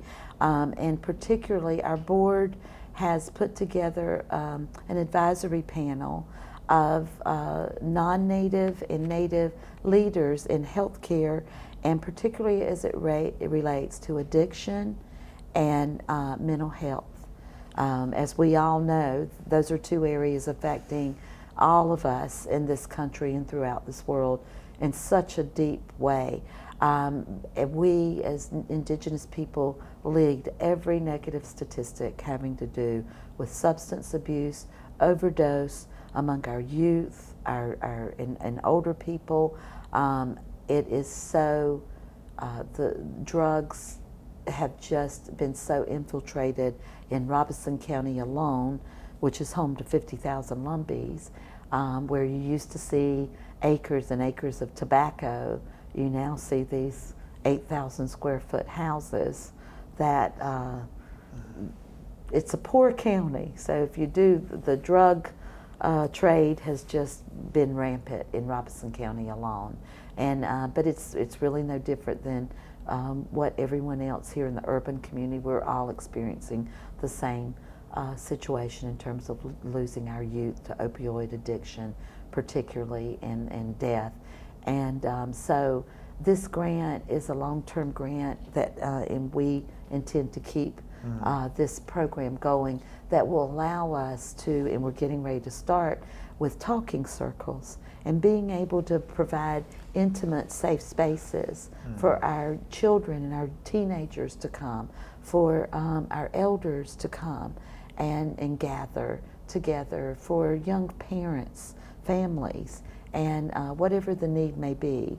And so through those types of programs and a lot of the collaborations that we're doing, it's almost like private sector and the corporate world and a lot of the country just kind of woke up a few years ago and said, there's a group of folks out here that we really have almost overlooked when it comes to bringing them to the table and inclusion. And so it's been exciting, the number of collaborations that we will do in the course of a year. And there's so many more, and it's allowing us to grow our agency and to, you know, not have two people trying to be all things to all people, which is impossible, but to build the agency back up again with a larger staff, and to find land that we can host a powwow, you know, and have camping available and things of that nature. You know, I don't want that to dismiss the importance that the city and the support that the city of Greensboro and Parks and Recreation have provided to us with our powwow. There's no way we could have the type of event we do without, you know, the city's support. But currently, to my knowledge, this is the longest ongoing cultural dance and song event in the city of Greensboro. So 47 years. 47. But I do want to emphasize, we're so much more than that. As important as our sacred powwow and gathering is, there is so much more that we're doing on a day-to-day basis. So we are always reaching out to corporate America, to private sector, to the faith community, small business, other nonprofits, and those opportunities for collaborative efforts has just been immense to spreading the word, you know. Yeah, let me go back to this opioid addiction. Have they been able to, the collaboration, have they been able to pinpoint like a starting place for where this is, and how people get on this stuff?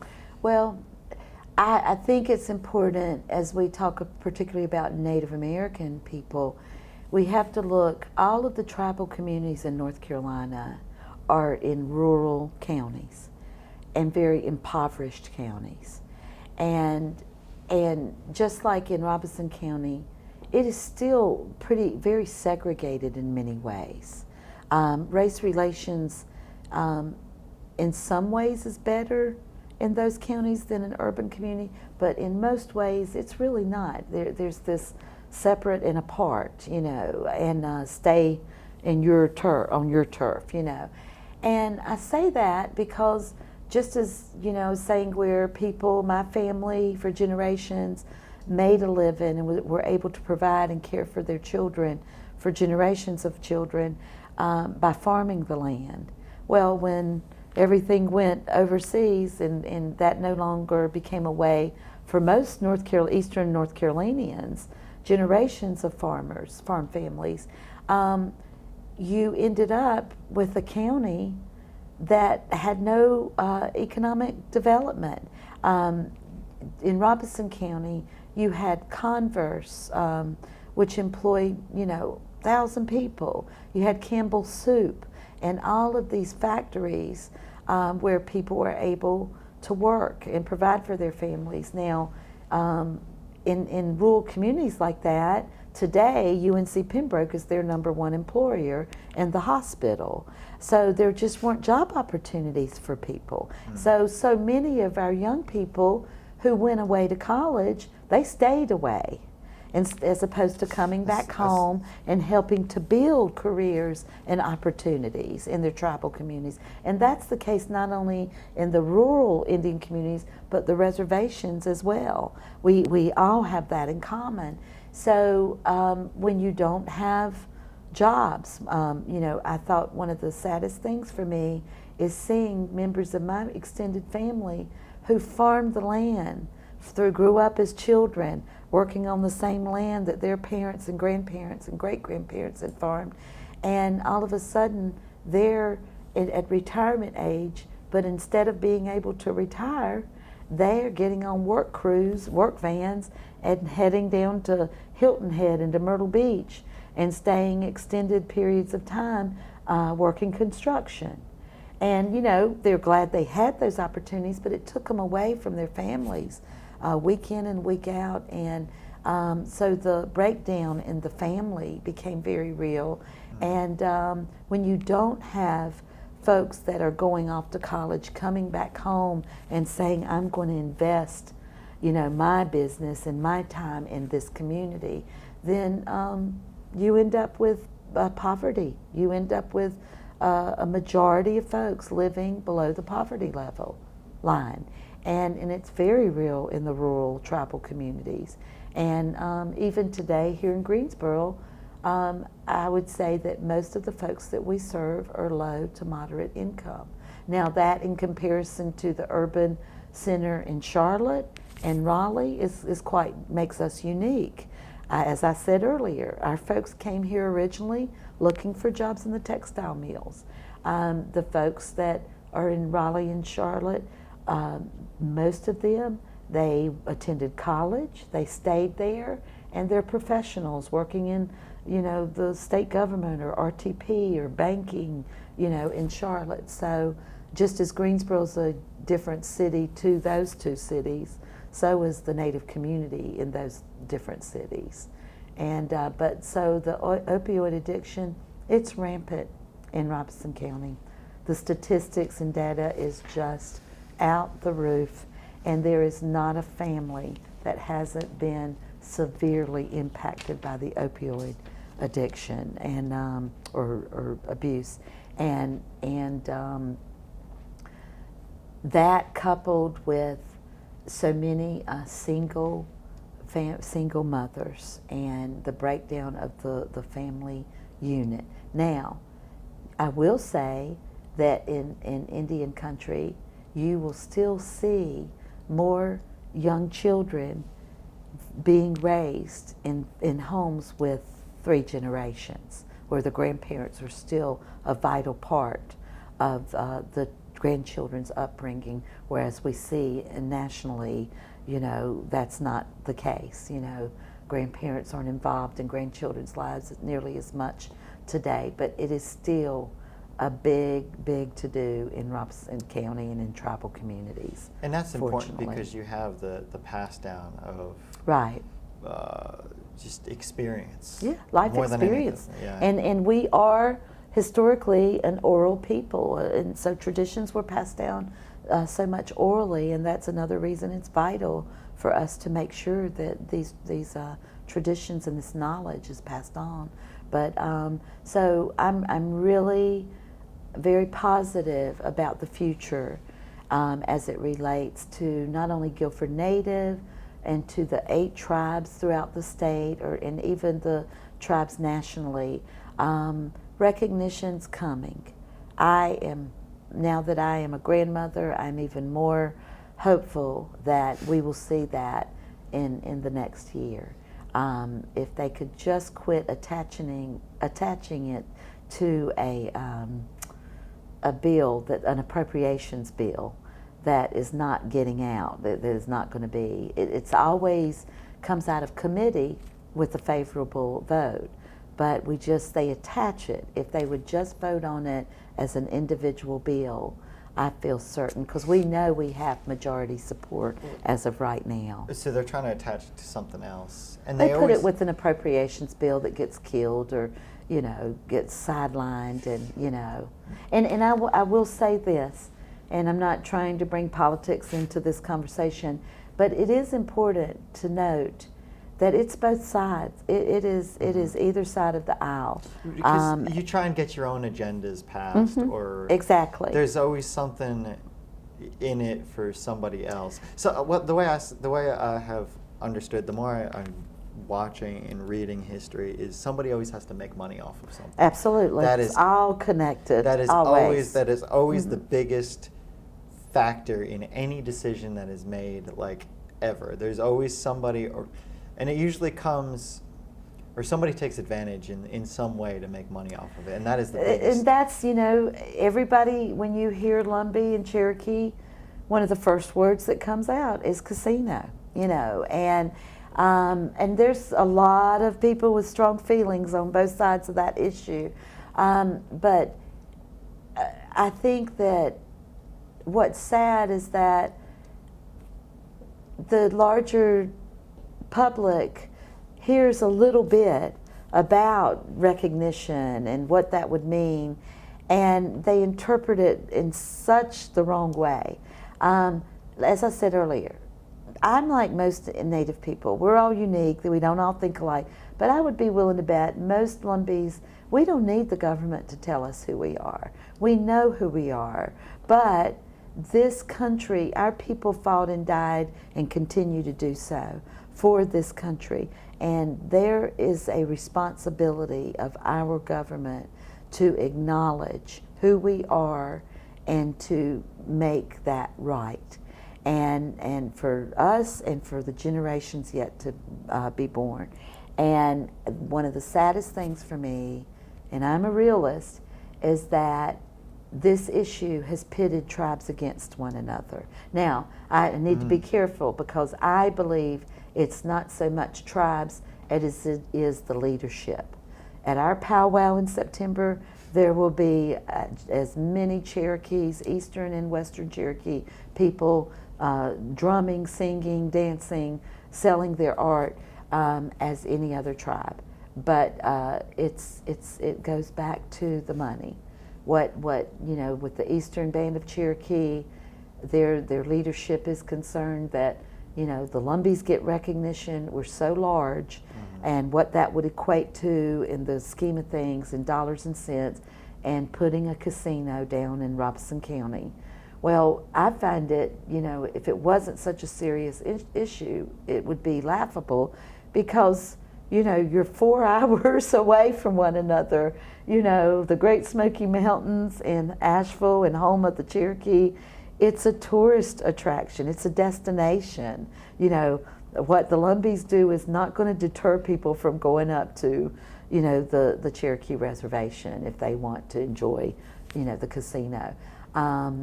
And at the same time, it all really goes back to money for a lot of people. They will spend millions of dollars lobbying efforts to pass our bill and to keep our bill from passing. So, and that's a shame, but who is that's our stop? I mean, why politics. would anybody want to stop it?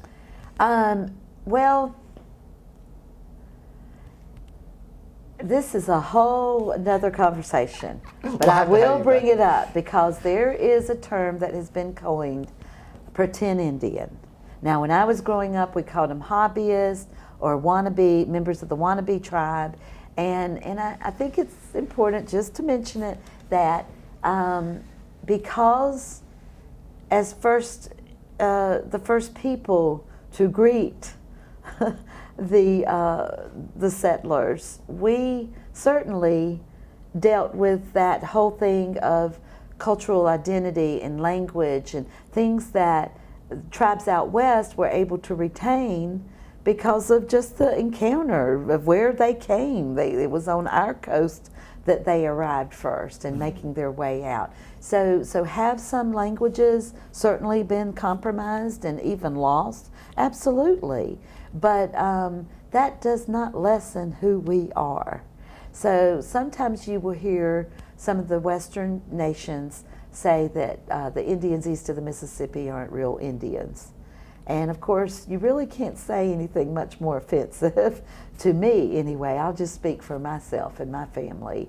And that's our identity, you know. And so one of the real concerns that we are dealing with today is that there is efforts being made, like with the 1990 arts and crafts legislation, which Congress passed, which specifically says for us to operate our art gallery as a Native American art gallery and to sell work by Native Americans, that we have to be card carrying.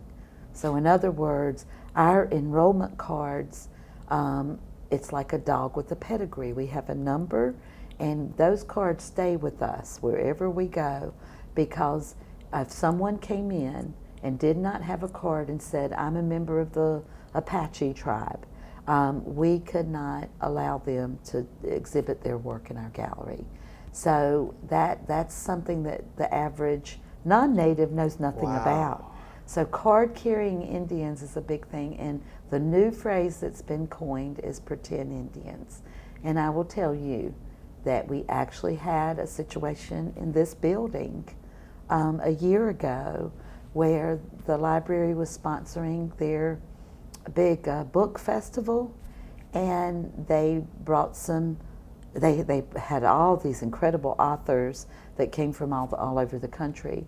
Some of the authors were identifying as Native, and as far as meeting the criteria and the definition of an enrolled member, they were not. So a group that has formed to fight against pretend Indians showed up in Greensboro here at the Cultural Center, and I of course attended the event, and it was interesting because there were some words, you know, spoken. I mean, fortunately everybody was civil, but it is something that even myself is concerned about. I believe that it's hard to say what a full-blood is today. A full-blood anything, whatever your background is in this country. And the full-blooded people are elders, are up in age, and they are living on the reservation. They are not relocating to other areas like urban communities.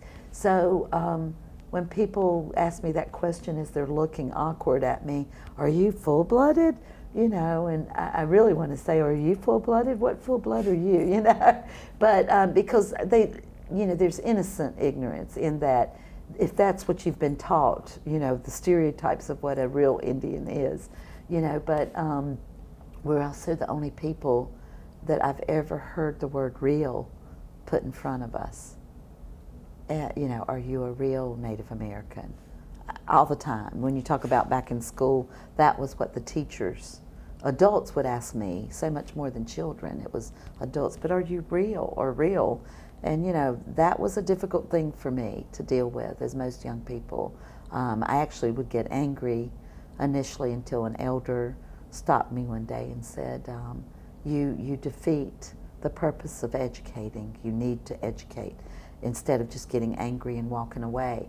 So I It's an now opportunity. it's It's not- it take especially it what as your an dad says, it's an opportunity. opportunity to learn or to teach. So Right. now I would start out when they say, "Are you full-blooded?" Because that's a real common thing, and people genuinely are not.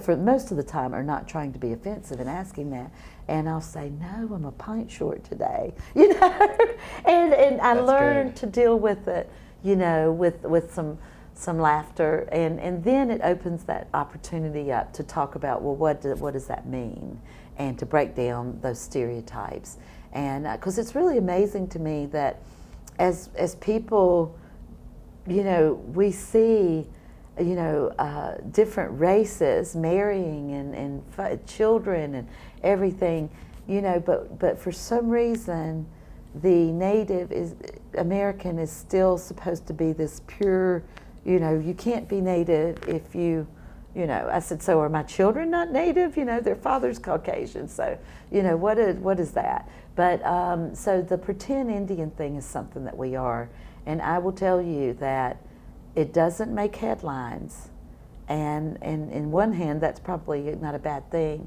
but the National Congress of American Indians at their convention several months ago, they actually introduced legislation that would do away with the Lumbees and the other tribes of North Carolina except for the Cherokee. And the effort was led by the Eastern Band and the Western Cherokees and the Utes out in Utah.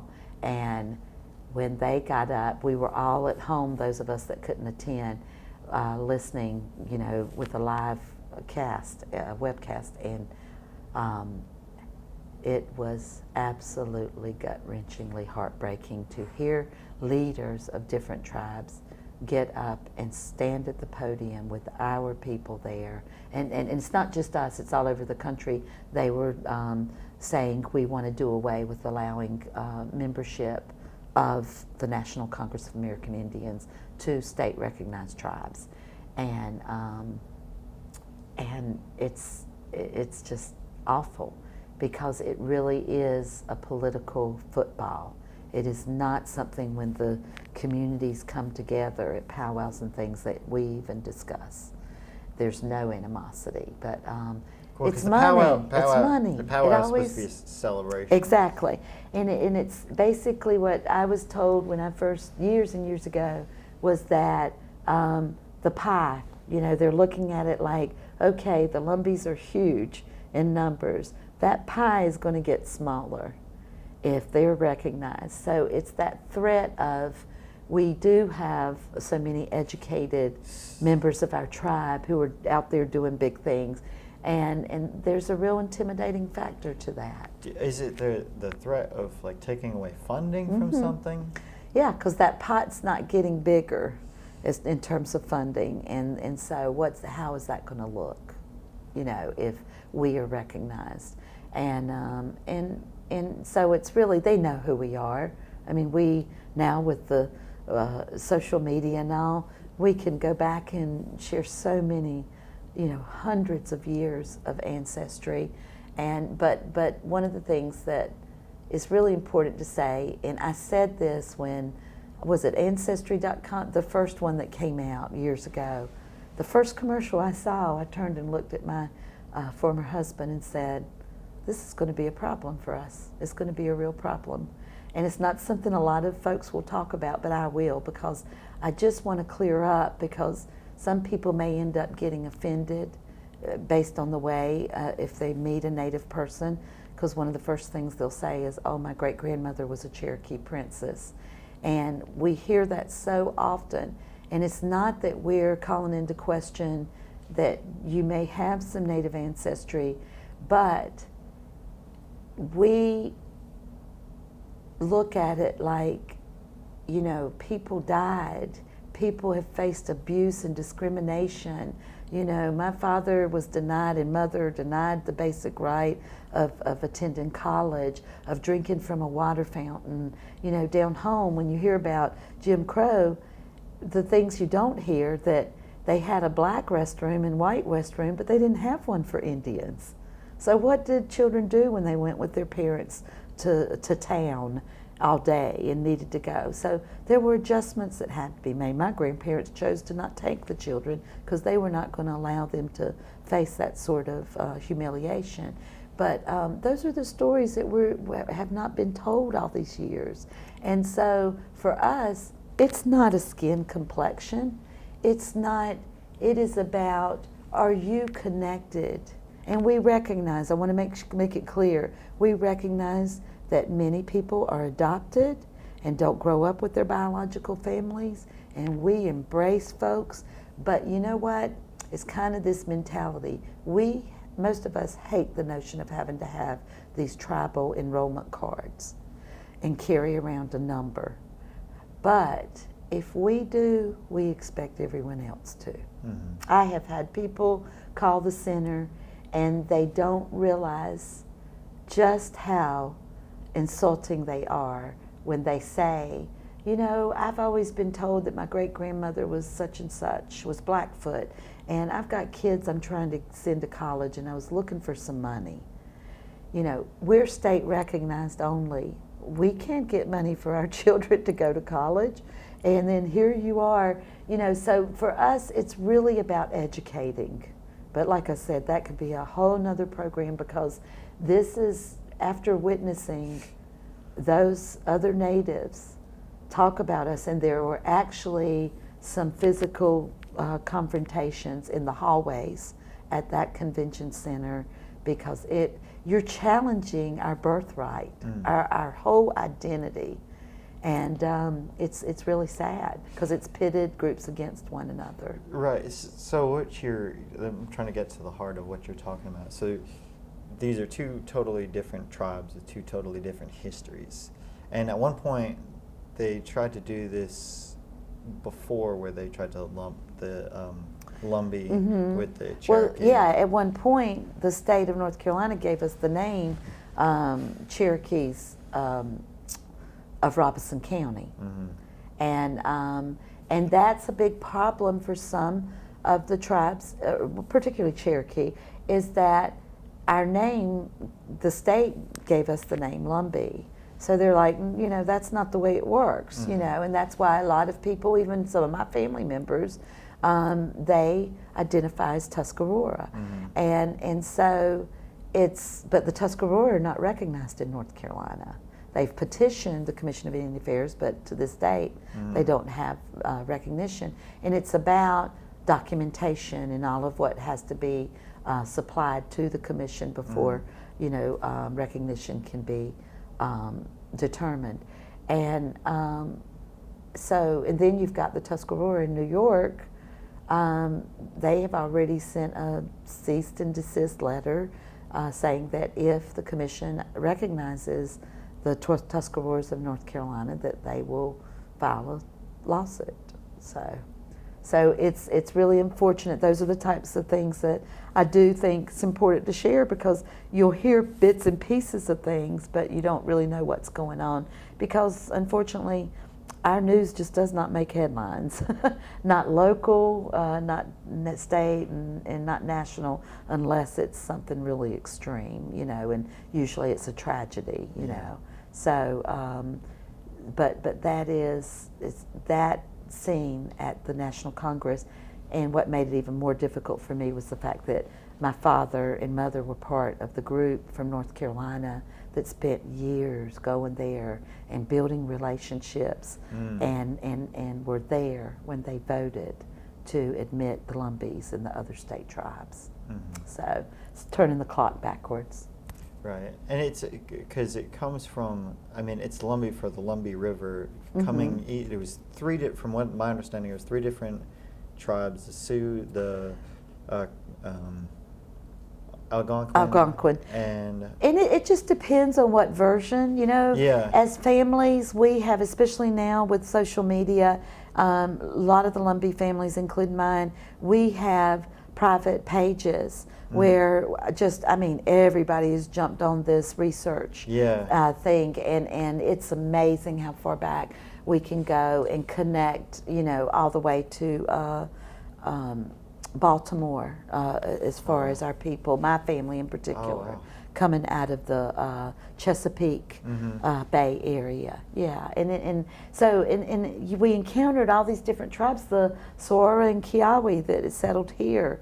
You know, people, we moved, you know, for primarily for protection, you know, and food sources and all of that. So, but there is no doubt as to who we are.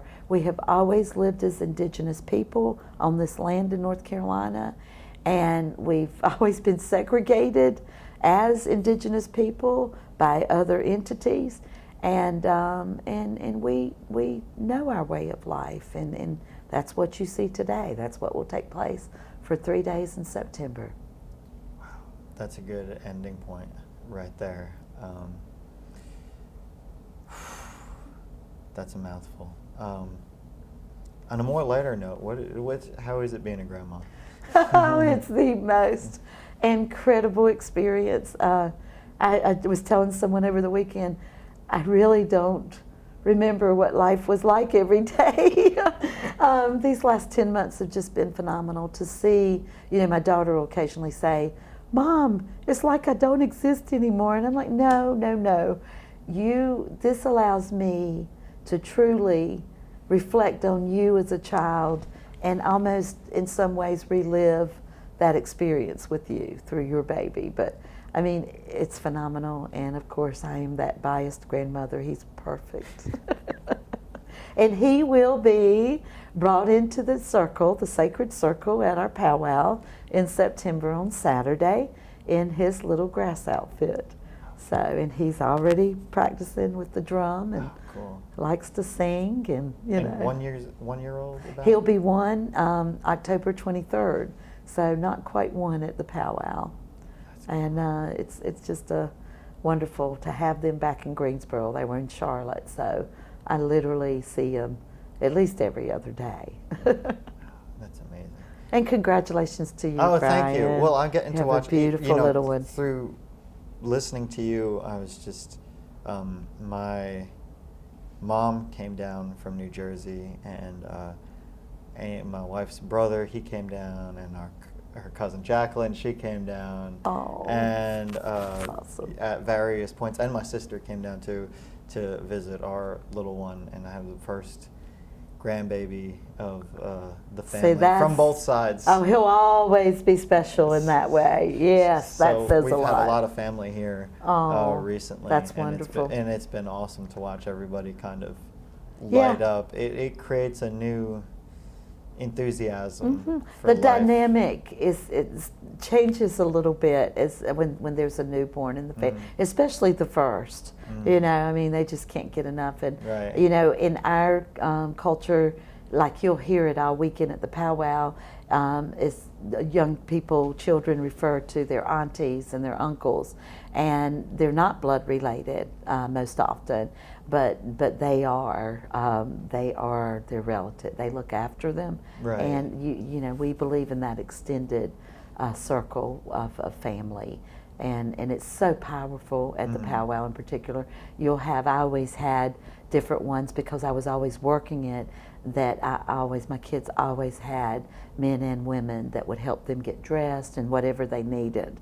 So it's a wonderful way to grow up. Yeah, Really and you get different aspects, you get different influences, you get different ways of thinking, and different points of view, and things you can't necessarily go to mom and dad for, grandma. That's right. That's right. Here's how we can. That's exactly all right. Here's how we can handle this.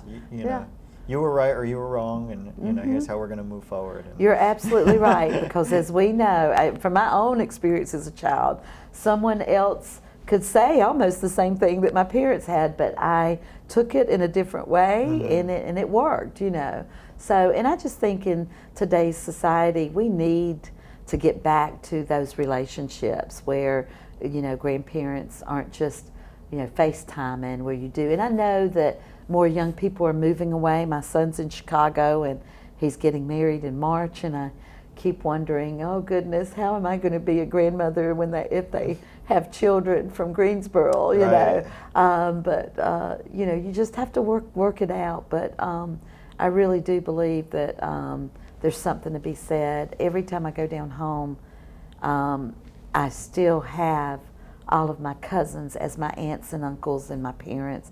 That generation is leaving us. It's just phenomenal to still have, 44 first cousins on one side and 16 on the other. And we're planning a cousins cruise, trying to get everybody together. And I mean, we're very, very close to one another. And I wouldn't trade it for anything in the world. Wouldn't. That's a good time. Oh, yeah. Well, this has been a very educational episode. I was very fortunate to be able to have you on. Brian, thank you so much for having me on. And I just want to give a shout out to you guys and to John and everyone here for the work that you do, because you not only provide such a needed outlet for voices that reflect all the backgrounds that make up this great town, but you're so supportive on top of it. You genuinely, it's not just a job. I think that's what I should say. It's something that it's obvious that you guys are passionate about, and in bringing the stories that you're not going to hear on the 6 o'clock news or in the news and record, sharing those very personal but important stories with the community at large, and we thank you for that. I appreciate that. I remember when I started, I had no idea. I really, every day I still have no idea what the heck I'm doing. And I just remember after a while you started to see the news and record die. And you're missing the Jerry Rose. Oh, yes, You absolutely. You don't have the Jerry Rose You're of this community so to true flesh about out that. these details. And the news is good, but it's they're always trying to sell you something, right? Exactly. There's always a selling Exactly. point there, and not that you don't need to hit on the politics or anything else, but I like this ability to flesh things out and draw things out. And that's a great way of saying it, because typically you get a 1 minute, 2 minute sound bite, and we're grateful for that. The local news will have us on and prior to the powwow, but these are the stories that I think a lot of folks genuinely latch on to and want to know more about, and by being able to watch you and as you interview different folks that are so community-based, grassroots-based, it draws their interest in coming to the powwow, visiting our art gallery. Well, I'll give you a good example, one that was kind of accidental, or in its viewpoint for me. We were at the First Friday, and I couldn't remember how many months ago this was. This was earlier this year, and there was a young lady who was painting, and I interviewed her a couple times throughout the night, and then by the end of her painting, she had faces and pictures of young people of various ages, and she had the dates that they went missing. They got abducted. Right. And I was like, oh, and she said it's much more prevalent in the Native community because it's rural and it's easier to, I guess, snatch somebody up. It is, and human trafficking's real in this day and time, and they have absolutely targeted not only the reservations but the rural impoverished communities. But interestingly enough, we've had 3 incidents, and it's primarily women, young women, and we've had 3 incidents of missing or murdered women in Guilford County, actually right here in Greensboro, just in the past 9 months. And one of the ladies has not been found, and one was found murdered, her body dumped next to a trash bin at a gas station on Summit Avenue, and just tragic. But yeah, it's the missing MMIW is a national effort that we're strongly involved with, and missing and murdered Indigenous women, and it's something that sadly we have really struggled to bring exposure to it with the larger media outlets. They've done a little blip here and there, but you know, those reporters that go in depth and say, man, I'm going to take this on and do some investigative reporting. If you're out there, call me, because that's what you do. That's what this opportunity affords, to expand and really tell the narrative, and so we appreciate you even more for that. Well, their job is just so different now. It's very quick. It's very I want to say it's scrutinized in some ways. Oh yeah. And it's hard to get things correct when you have to be that fast. Right. That's true. That's very true. And you know, we still do. I reach out to certain folks, you know, at the News and Record, who are just really wonderful about doing a little more in-depth features for us. And you know, there's, you know, the city, for example, I've reached out to them about November. You know, of course, it's Native American Heritage Month. And as much as I say we're here 365, but we will take that and do something special. And this year, you know, the city's embracing that, and we're currently putting something together that'll be coming out real soon. And, you know, so we see where, you know, over time and collaboration, we're able to really make a difference, you know, in the community. But you certainly help us do that in a big way. Appreciate it. Yeah, we're glad to be a part of this. We're glad to be a part of this building too. Yeah, it's an awesome place. Yeah. I mean, you talk about you don't get much more diverse. And if you had to pick one place in the city, then the tenants and the visitors to this facility. Right. Yeah, I love it. Well, we're glad to have you. We're glad to have you on. This has been, thank you. This has been 2.5 hours. No. Yeah, oh my no joke. Oh my goodness. And I was wondering how I was going to talk for 2 hours. Yeah, David's. Yeah, oh no, David's gonna. He's gonna be like, where am I gonna fit this in to the? Oh, he's like, can you give me half hours? Sure, David. Yeah. Boy, isn't that his job to edit and do all that? No, I do the editing. Oh, you do the Yeah. editing? Okay. He schedules it all. Well, I have often, when people refer to my gift of gab, I just kindly point back to Ruth and Lonnie and my parents and say, growing up in my household with an advocate and a politician, I didn't have a whole lot of choice. That's great. Oh, but I am passionate about, you know, the indigenous culture and heritage and history and the politics, and as well as about the responsibility we have to help educate the larger society, and especially here in our community. Absolutely. Well, thank you so much. Thank you. This has It was been great. awesome. We're looking forward to the powwow. Yes, come on out. Be a great time, rain or shine. What they did to make our path a bit easier than those future generations, my generation, the generations that are dancing in this arena, our young people, our little people. We say thank you for them pausing to do so. And now I ask you, ladies and gentlemen, put your hands together and welcome those individuals who carry in our native step, the red, white, and blue, and the POW MIA flag.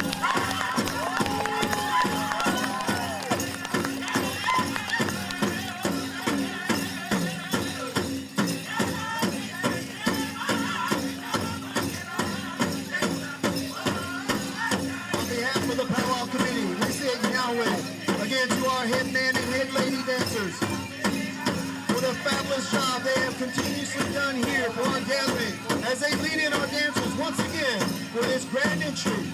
They lead in our men's traditional northern. They lead in again these dancers that we refer to as our southern straight. And all of our grass dancers, the adult divisions of our men, welcome back and thank you for leading them in.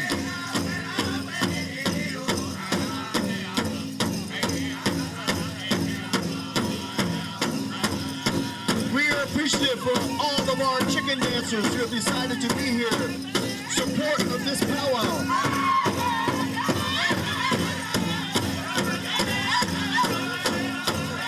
And I say, Twat, Nyat Nyero. Greetings, my friends. and more specifically, our ladies traditional. Ladies and gentlemen, put your hands together as we welcome all of our native women dressed in their native attire, traditional style, northern, southern, buckskin and cloth, eastern style.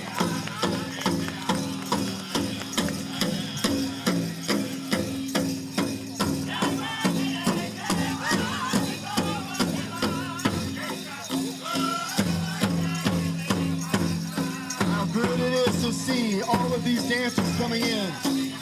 Ones we've seen last weekend, some we haven't seen for a year or more.